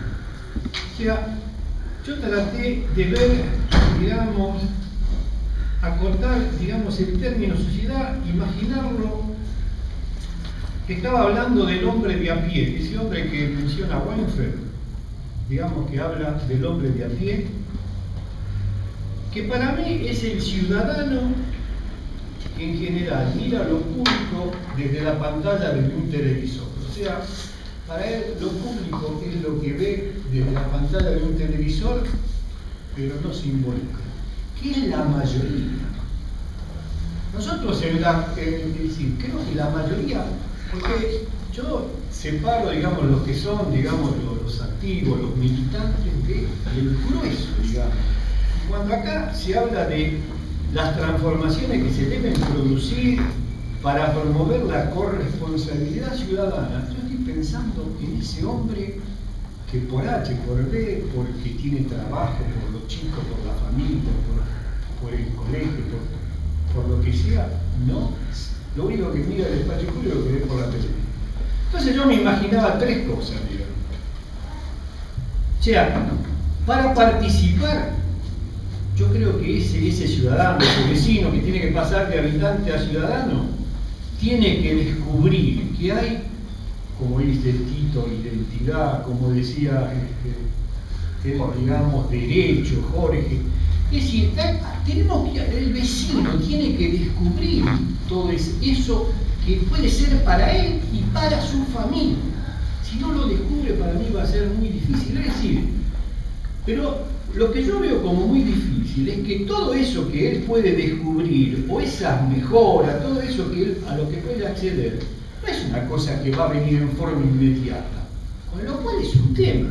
Entonces, para decir, ¿cómo hacemos para que se vaya descubriendo? Entonces yo me imaginaba que para eso, que se mencionó también acá un poco la historia de Tito y Fabio, es que nos tenemos que empezar a conocer, a vincularnos y a generar confianza para crear, digamos, esa identidad, para conocernos, para empezar a hablar, digamos, con esta franqueza. O sea que estos espacios de reflexión, de diálogo, me parecen importantísimos. Y lo último que quería decir era la gran dificultad que existe, digamos, cuando se habla de política o de político. Es decir, yo creo que necesitamos que esos términos que se puedan asociar por lo público, pero que tengan otra consideración de la ciudadanía. Nosotros cada vez que vamos como consejo consultivo y hablamos y la gente se da cuenta que hay así confrontaciones políticas, sale disparado. Vamos a los centros de jubilados, le pedimos el lugar y nos dicen no, porque ahí se habla de política. O sea, lo político en general para el ciudadano de a pie está bien conseguido.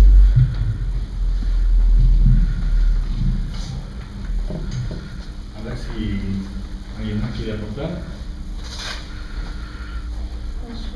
Alicia. Alicia, sí. Bueno, mi nombre es Alicia Coca, buenas noches. Acá una invitación también a sindicatos. Yo soy secretaria gremial de un sindicato con simple inscripción,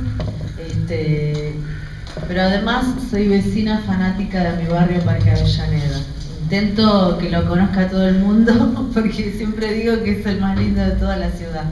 Me quedé pensando en lo que planteaba Fernando y me gustaría si podés profundizar un poco más con el tema de la reforma de la Constitución del 94 y preguntarte si te referías un poco con la crítica a la Constitución del 49, ¿no? Como planteabas con el tema de políticas públicas y espacio a lo público.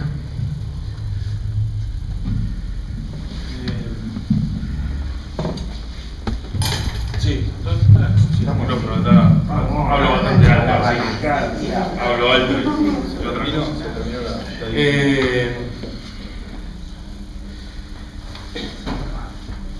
Me sirve la pregunta para una cuestión. Es cierto y al mismo tiempo preocupante, menos preocupante que quizás en otro tiempo, esta idea de que la política como algo ajeno, ¿no? Como algo ajeno ¿no? Y cuando yo pienso, si la política termina de resultar ajena a nuestro pueblo, lo que termina siendo ajeno es su propio destino. La única forma de que somos capaces de construir un destino común, que somos capaces de pensar y diseñar un sueño colectivo, es a partir de poder contemplar la realidad, pero fundamentalmente transformarla. Y el arte de la transformación de la realidad es la política.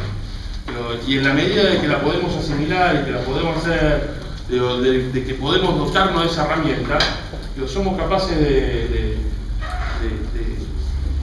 de poder escribir y hacer reales nuestros sueños, en definitiva. Y a mí me parece que eso es central. Como toda herramienta, mucho tiempo no sirvió para... Fue un martillo que no sirvió para clavar un clavo, sino para pegarle la cabeza al otro. Y entonces, es cierto que construyó una genialidad, ¿no? Construyó algo, terminó siendo algo ajeno para las grandes mayorías.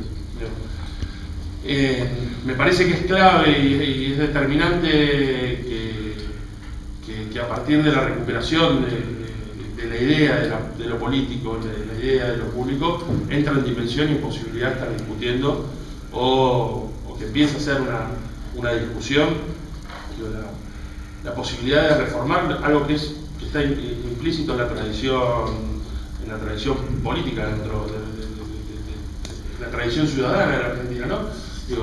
Quizás el gran cuerpo legislativo de la Argentina no es conocido por muchos, pero sí la Constitución y el arraigo a la idea de la Constitución es algo que sí es masivo, que sí es probable, incluso en aquellos que se sienten ajenos a la política, incluso aquellos que miran la realidad de la televisión, como decía recién el compañero, parecía absolutamente real y preocupante.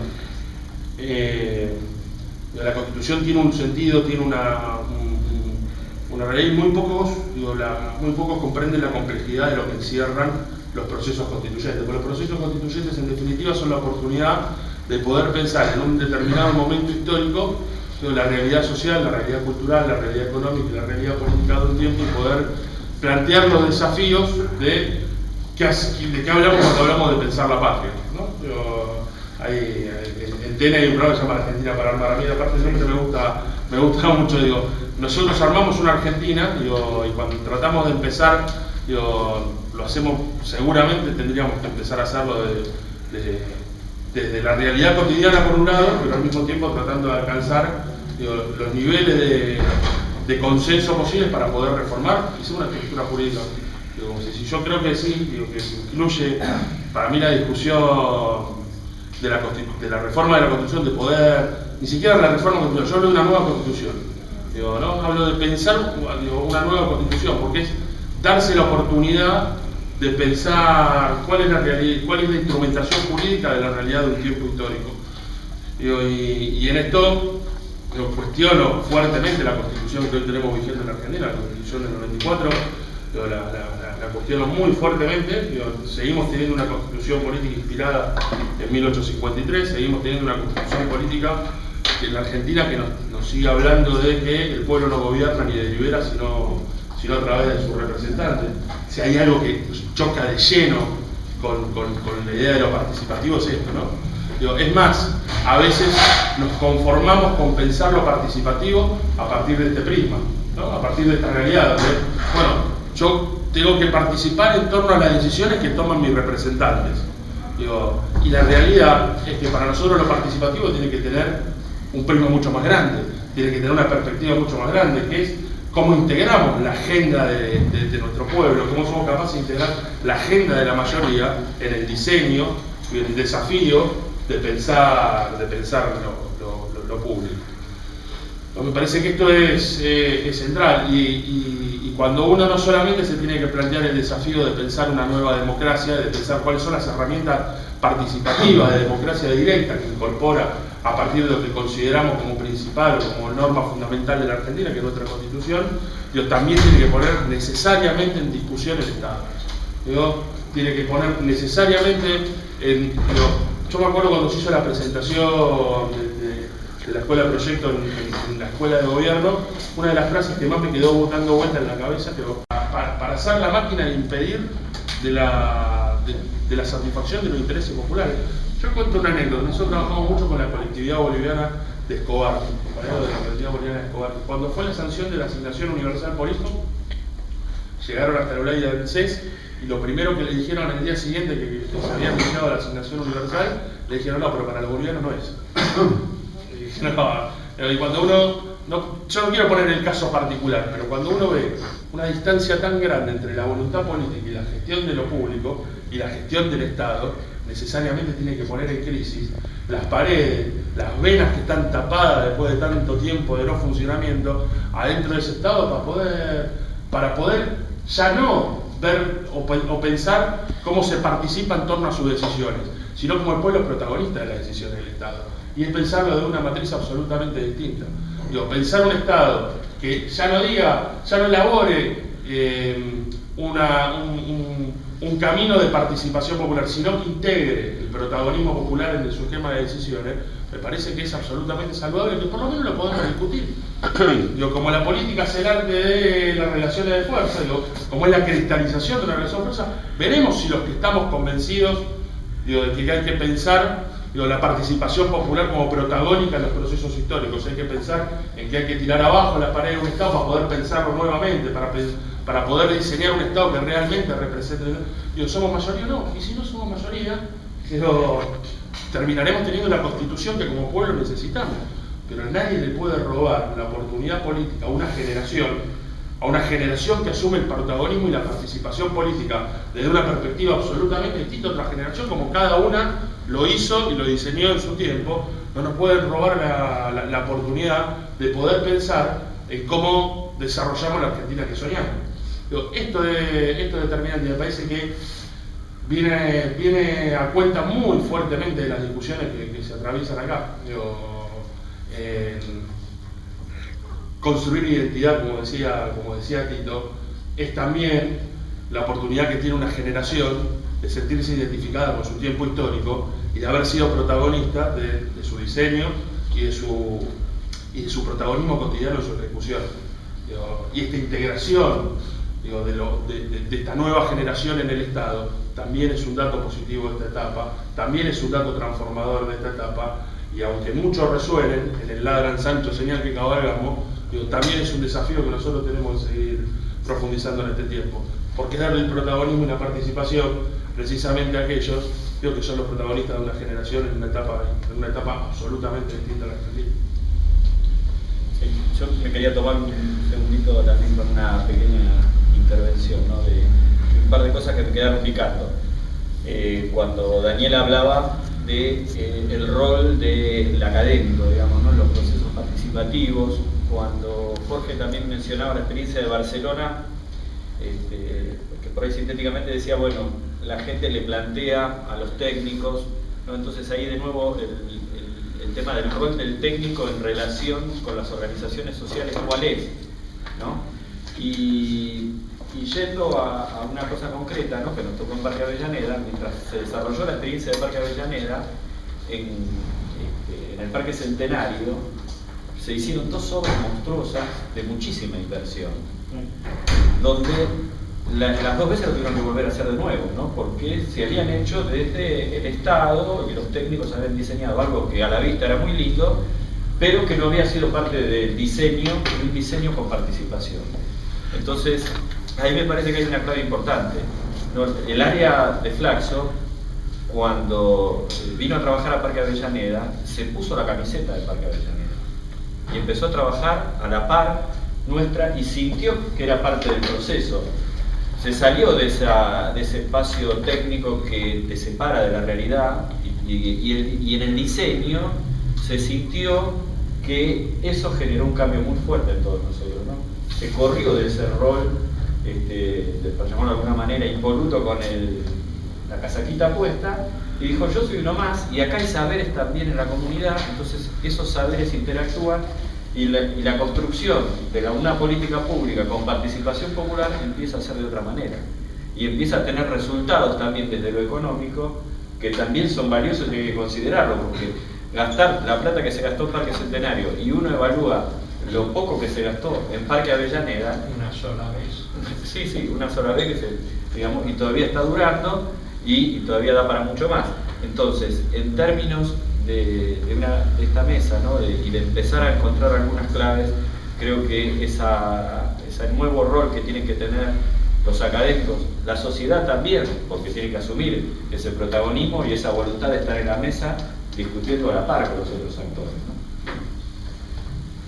Sí, a mí me parece que tiene que haber como un avecinamiento también del actor académico, es un vecino ciudadano de algún lado. La misma universidad está en un barrio y tiene que sentirse así como el comerciante, es un vecino comerciante, no es el comerciante digamos, de ningún lugar. Entonces a mí me parece que hay una participación con la camiseta puesta. Yo voy a aprovechar, digamos, para retrucarle a Fabio, ¿no?, los elogios que hizo a mi persona, para decir que Fabio es un arquitecto, digamos, de gran capacidad y de gran trabajo en una empresa que trabaja obra de gran porte, y acá no se lo conoce un arquitecto, jamás usó la chapa de arquitecto, la chapa profesional, ¿verdad?, sino que se colocó como la persona que con los saberes y con lo que tiene está en esta construcción. Como vecino participativo. Exacto, sí. Porque querías hacer la pregunta. Justamente un organismo académico como Flaxo lo que hizo es una ruptura epistemológica del rol que tiene el técnico, y por eso hasta está tan bien hecho que lo percibe por esto de posicionarse como uno más, etc. Nosotros en la universidad pública, en nuestro caso, hace no tantos años, pero recién ahora, y no institucionalmente, se están empezando a enseñar estas técnicas, digamos, las currículas que dependen del Consejo Superior de la Universidad de Buenos Aires, en nuestro caso, no se han tocado. Y es la decisión y la voluntad de cada titular, de cada cátedra o director, como es en mi caso un equipo de investigación, que vamos proponiendo hacer X tipo de cursos o incluir ciertos contenidos o hacer trabajos de extensión, que de hecho nosotros lo hacemos, por ejemplo, con la Red Hábitat Argentina, con la problemática del hábitat precario, el hábitat popular, pero esa voluntad nuestra, y en tanto y en cuanto no haya un decano o alguien de arriba que se oponga. De hecho, a veces hemos tenido intromisiones, no, acá no se va y no se habla, no se dice, nosotros también estamos condicionados. Y después en el profesional que participa de cuestiones del hábitat, cuando es, por ejemplo, como me ha tocado a mi consultor, contratado por el Estado, a mí me ha tocado hacer un plan en Puerto Deseado, en la provincia de Santa Cruz, o el año pasado en el municipio de Colón, en Entre Ríos, donde implementamos técnicas participativas. Bueno, el técnico llega, lo contratan por 6 meses, encima está este otro tema, el técnico que no es del lugar, porque hay saberes, conocimientos que por ahí en los lugares no existen y necesitan algún apuntalamiento desde afuera. La idea es que después quede todo armado en el lugar para que continúe. Y en mi experiencia, por ejemplo, en el caso de Puerto Deseado, quedó anclado en ese momento la institución de una organización ferroviaria, que fue la era gente muy mayor que cuando no dejó de estar el tema en sus manos, que nadie realmente en la ciudad lo siguió tomando, cambió el signo político del intendente de turno, quedó prácticamente en un proyecto donde se gastó mucho tiempo en la consultoría técnica. En cambio, por ejemplo, en Colón, yo lo que veo es que lo que dejamos hecho como equipo en su momento, la Junta Promotora está tratando de darle continuidad, pero siempre depende de la voluntad política y de la continuidad de la gestión del turno, de llevar adelante o no. Ahí por ahí una clave que no es solo el diseño, sino que la gestión de la política pública. Cómo generar un proceso que no solo piense cómo puede quedar mejor este lugar, sino que tenés que ajustar las políticas públicas en el tiempo y sostenerlas. ¿Acá? Sí, escuchando un poco en resumen lo que veníamos hablando hasta ahora, el rol del Estado, el cambio del Estado como actor a partir de la consecuencia neoliberal que tuvimos antes y la institucionalización de la participación por parte de los vecinos, yo me planteaba de que también hay una necesidad de introducir en la discusión un actor más que es importante, que es consecuencia de las políticas de Estado de los años 90, pero que es también responsable de las políticas que se generan con el Estado actual y corresponde a las asociaciones civiles. Las asociaciones civiles, tanto barriales, como también después han crecido y se han generado organizaciones no gubernamentales de mayor tamaño y algunas mal llamadas fundaciones, digamos, hoy en día corresponden a una misma nomenclatura legal, impositiva, por ejemplo, y creo que se carece hoy en día de políticas públicas que incluyan a las asociaciones civiles, a las organizaciones no gubernamentales, como actores sociales importantes cuando, bueno, han sido, digamos, los canalizantes de la participación política por parte, bueno, digamos, en general, cuando han sido, digamos, responsables de la focalización de los años 90 y después como los únicos actores de base que quedaron cuando ya era, digamos, inevitable la desaparición del Estado a partir de la crisis del 2001 y tal vez las únicas contenedoras sociales a partir del 2001 en adelante.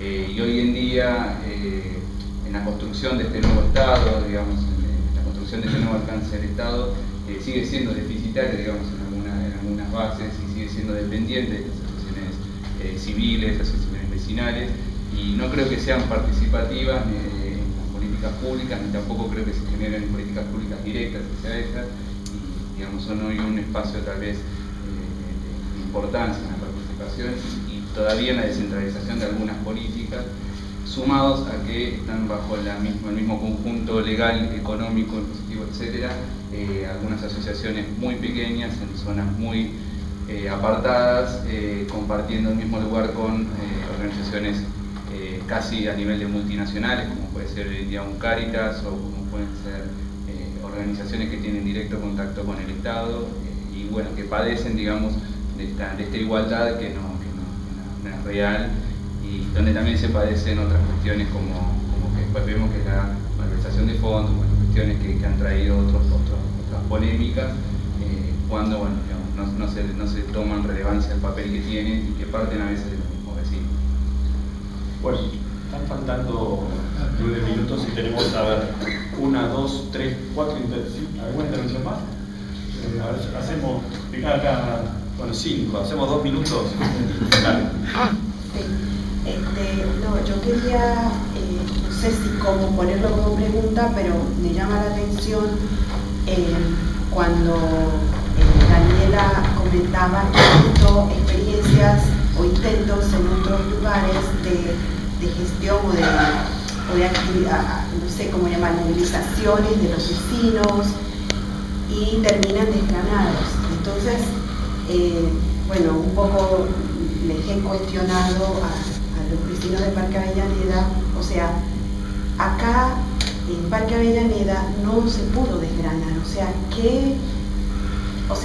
no sé qué has visto vos acá, que lo puedas decir desde afuera y qué pueden contestar los que han protagonizado este proceso, que ha permanecido, o sea, porque hay situaciones, como comentaba Jorge, ya de que el Estado crea políticas o ordenanzas y se aprovechan en un barrio y no sé por qué no se aprovechan en otros, o sea, cuáles coyunturas se dan para que se pueda sostener una experiencia como esta en un lugar sí, en otros no. No sé qué. Una rueda de preguntas. Sí, ya acabo por cerrar el boliche, una lástima porque está buena la charla y sobre todo porque hay tantos planos distintos, ¿no? Cada uno de los que hablaron del tema de distintos planos.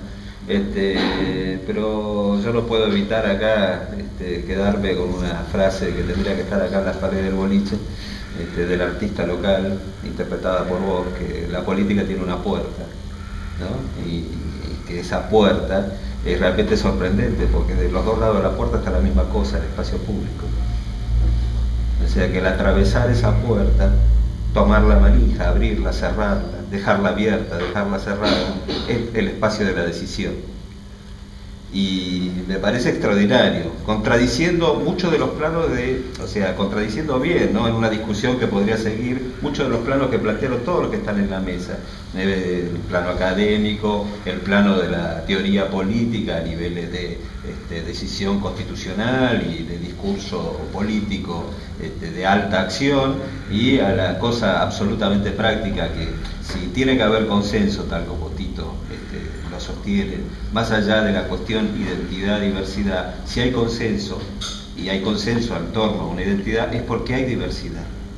O sea, el Estado tiene que estar en ese lugar donde la diversidad pueda llegar a hacer una construcción de consenso, no a una identidad absoluta de todos los que están en relación al Estado. Entonces, estos descubrimientos que me parece extraordinario insisto en sostener esta frase que me parece bárbara, ¿no? Hay una puerta de entrada a la política, que es la participación en toda la forma que se dé, pero de los dos lados de la puerta está la misma cosa, el espacio público. No, un pequeño comentario que me salió cuando él comentaba esto de las plazas cerradas con las rejas, cuánta contradicción genera esto de que si está abierta se la destruyen, digamos, ¿no? Una pequeña experiencia en un barrio, en una zona muy devaluada en Moreno, donde se hizo en una placita de un asentamiento informal, sí, ya hace unos 10 años, también un proceso de diseño participativo y construcción participativa en la plaza con los pibes del barrio, los vecinos. Y lo que encontraba en común a esto que planteaba Tito, ahí se trabajó mucho la identidad del barrio y la identidad del tipo que viene del migrante, digamos, ¿no?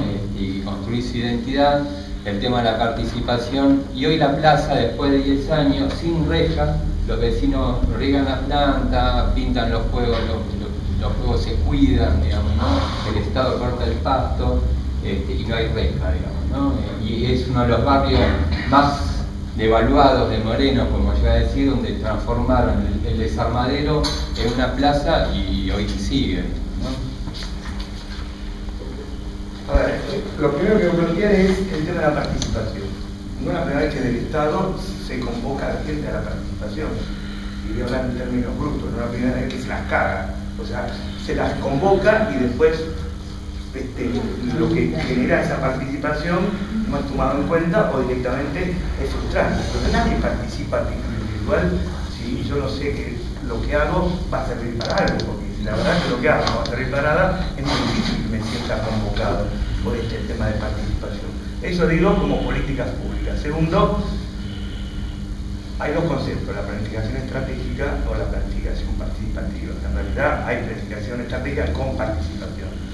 El último ejemplo más, digamos, claro de planeamiento estratégico sin participación es el Código de Planeamiento Urbano del año 77, que puso en correspondencia lo que pasaba en el terreno político y económico con lo que pasaba en la ciudad, que fue el código de eso, expulsar las actividades productivas del sur. ¿Qué produjo? Y el abandono de todo el sur de la ciudad de Buenos Aires, que al no producir actividades productivas, o sea, de industria, no se pobló de otra manera y los barrios del sur cada vez se van despoblando en detrimento de los barrios del norte. Entonces, ese es un concepto. Segundo, y creo que lo más importante, si las políticas de espacio público es identidad, apropiación, pertenencia, digo, si no es con participación, no voy a generar nunca esto. O sea, yo no voy a poder consensuar las políticas de espacio público si esa política no tiene una identidad barrial, puede ser identidad local, barrial, si tiene identidad la apropio, y si tiene identidad la apropio, la genero como pertenencia.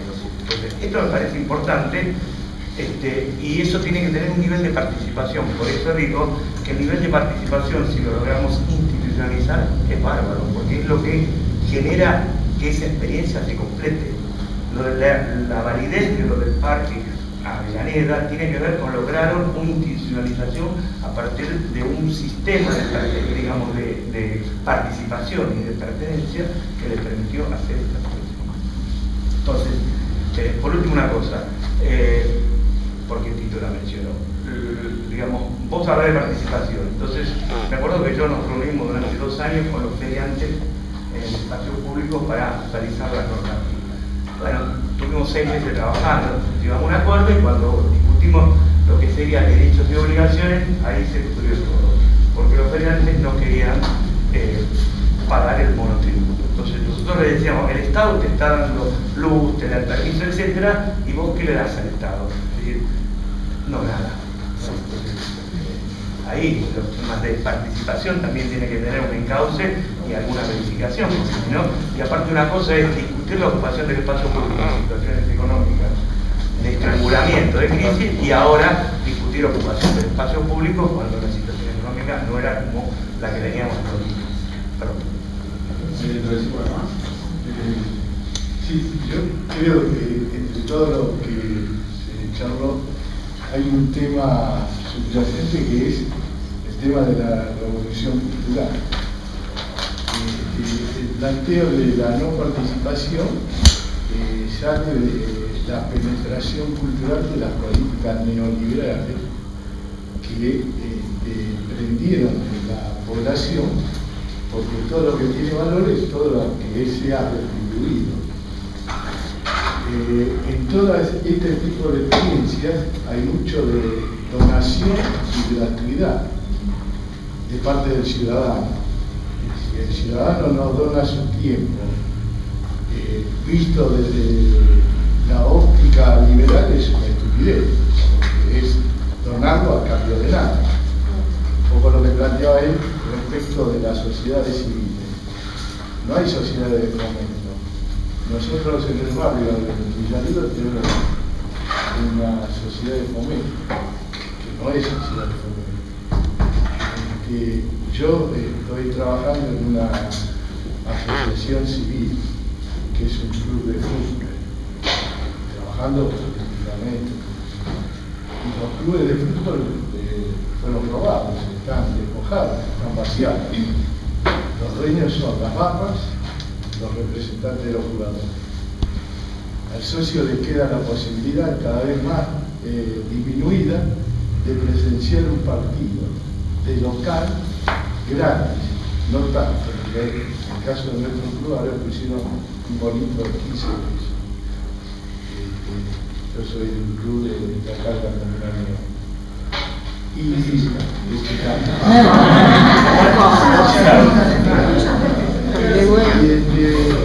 Y entonces todo eso, el trabajar gratis no vende, porque lo que se sostuvo acá en el Parque de Avellaneda y eso se equilibra porque de última el gran problema es establecer los escenarios participativos. Y si en ese escenario no nos da una manito el Estado, y el Estado progresista, ¿cómo lo hacemos?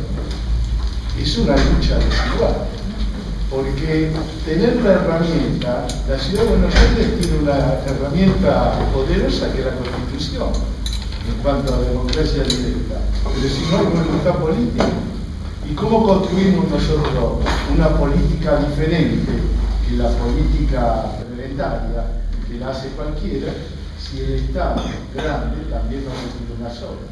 De hecho, acá está el plan estratégico de Buenos Aires, que es una fantochada, no tiene vergüenza, sigue empurrando, es un lugar reducto de cargos políticos rentados que no sirve para nada.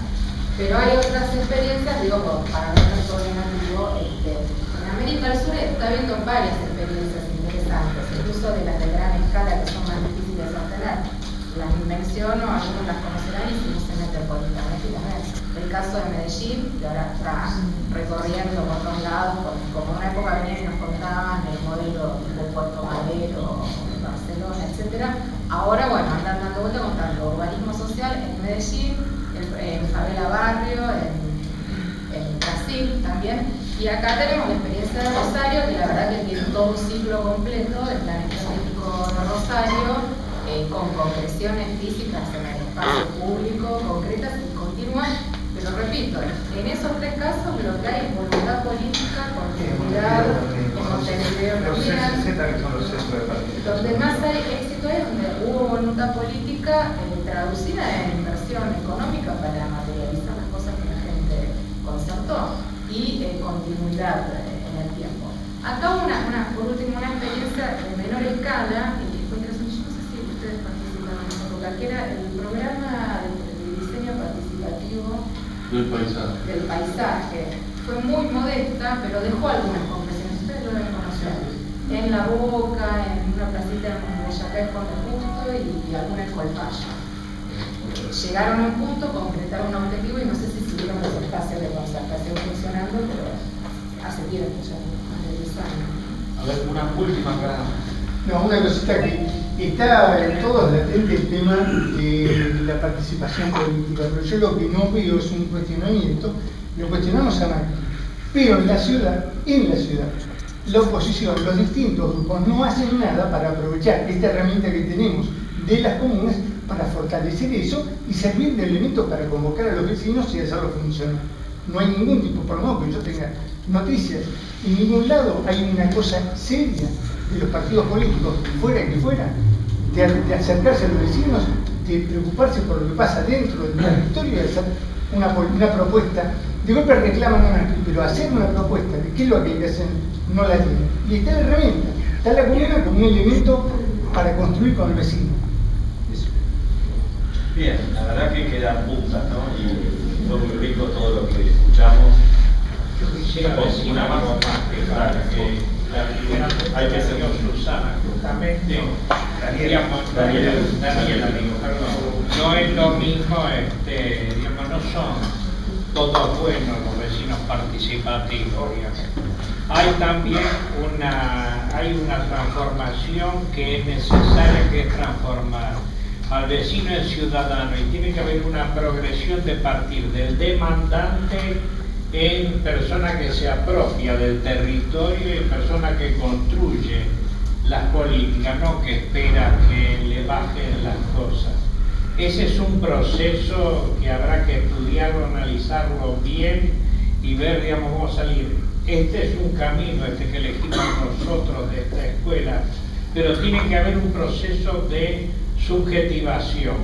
Tiene que transformarse en sujeto activo, no en un niño. Esto de apropiarse y tomar parte, esto es de un nivel de un adolescente grande. Digamos, no podemos estar en el nivel del chico que pide, porque es cierto que el espacio público está abierto para entrar y salir, para que ingresen todos los que quieren. Como en nuestra casa los chicos de 6, 7 años entran y salen, pero no se hacen cargo de nada y no ven nada. Entonces hace falta que el que ingresa al espacio público mire, vea, tenga la capacidad crítica, tenga una cierta capacidad crítica y llegado un momento se haga cargo de algo. Y los ámbitos de participación, donde no hay la cocina de la participación, donde se participa en todo, y cualquiera puede estar al tanto de todo lo que se participa, todo lo que sucede en ese espacio público. Esto lo demuestran la gente que ha trabajado en tesis y en análisis del proceso de Parque Avellaneda, que se han encontrado con que pueden entrar a todos los ámbitos y enterarse de todo y la conflictividad y los problemas que hay.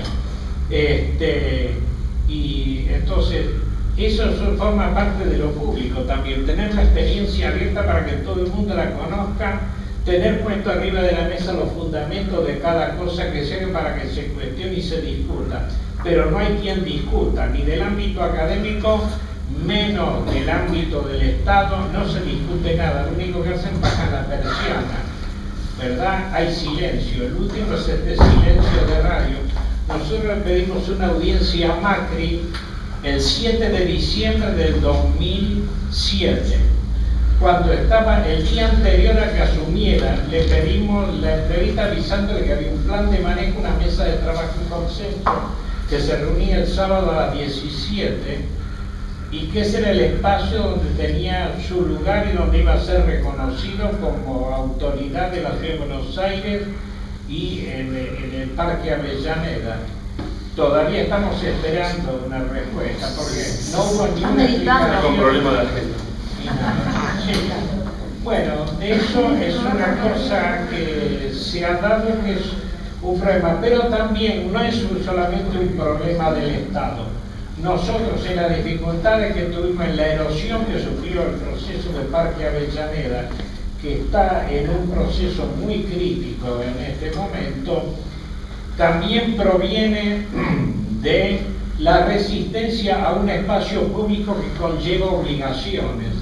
No, la obligación de poner arriba de la mesa, vos tenés una idea, tenés que ponerla en la mesa de trabajo y consenso y que haya un consenso, porque especialista en espacio público es el vecino. El vecino ciudadano es el especialista en espacio público. Entonces viene el especialista en teatro y te dice, no, ¿cómo vos vas a decirme si yo puedo dar una obra de teatro en el espacio público? Yo soy el especialista en teatro, yo soy el especialista en la estética y todo lo demás, pero vos esa obra la vas a poner en el espacio público, y en el espacio público, ¿en qué lugar y con qué relación a las demás actividades que se producen en el espacio público, de acuerdo a la gente, digamos, que participa del espacio público? Eso lo vamos a discutir públicamente y nos vamos a poner de acuerdo. Bueno, esos temas, como el tema, por ejemplo, de si vamos a pasar la gorra o si cómo se manejan los recursos, es un tema que nunca se llegó a terminar en Parque Avellaneda, está pendiente. cómo se manejan los recursos, porque digamos, hay un punto donde hay que poner arriba de la mesa todos los elementos, hay que dar cuenta de las cuentas también, y hay una gran resistencia. O sea, este tema tiene que haber una nueva comprensión. Este tema que planteas vos de una nueva constitución, eso me parece muy interesante, porque es cierto que hay situaciones nuevas. Esa básica que vos planteaste de que la ciudadanía no decide ni delibera, eso es una cosa que es una traba. Esa es la traba que nosotros quisimos sacar cuando planteamos que el espacio público es la puerta de la política. Ese concepto es el que tiene que introducirse en una nueva definición política constitucional de la nación, porque ese va a abrir la puerta a una participación de otra calidad, que puede ser que retrocese esa actitud infantil de que las políticas públicas vienen de arriba, bajadas, ¿no? Y genera otras responsabilidades, como se planteó aquí, lo público como espacio de corresponsabilidad. Al final de cuentas la clave está ahí y es un largo camino que hay que dar. Nosotros lo que hicimos fue poner un botón de muestra. Digamos, que no es posible, no es cierto. Nosotros hasta cierto punto llegamos y hasta ahí se puede ver y se puede estudiar cómo fue y hasta dónde se llegó. Y esta escuela es una continuidad también, digamos, ¿no? Porque eso también hay que decirlo, para ir cerrando, porque quedan muchas puntas abiertas, pero esas puntas las vamos a continuar trabajando. Esta mesa es un insumo para un camino que estamos desarrollando, que es esta escuela proyecto de participación popular en políticas públicas, y que la estamos aplicando a un territorio concreto, ¿no? Que es el plano que tenemos ahí, el oeste de la ciudad de Buenos Aires. Y como paso siguiente, nosotros nos encontramos el próximo jueves, pero le queremos comentar que este sábado el grupo promotor va a hacer una reunión abierta donde están invitados todos, porque como lo venimos charlando, los tiempos que hemos diseñado requieren más trabajo. Entonces hay que sumarle trabajo. Nosotros estamos trabajando en este momento con los problemas, ¿no? Esta idea de que no existen los problemas, no, acá estamos listando todos los problemas que hay en el territorio y trabajando esos problemas, profundizándolos, relacionándolos. Entonces este sábado a las 4 de la tarde en el antiguo natatorio de Parque Avellaneda, que el que no lo conoce también tiene un motivo lindo para venir, porque es una obra única en la ciudad y en el mundo. Es un edificio de la Asociación Vienesa que es un patrimonio nuestro increíble. Y bueno, ahí vamos a estar trabajando y bueno, están invitados todos a sumarse. El sábado a las 4 de la tarde, entonces, en el antiguo natatorio de Parque Avellaneda. Bueno, gracias a todos.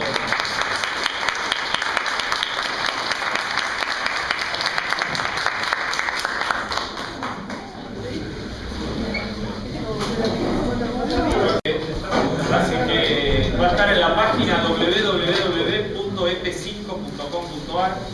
Ahí, gracias al trabajo de Gustavo y de Ramiro, que lo está subiendo a la página. Se está armando, se está moviendo.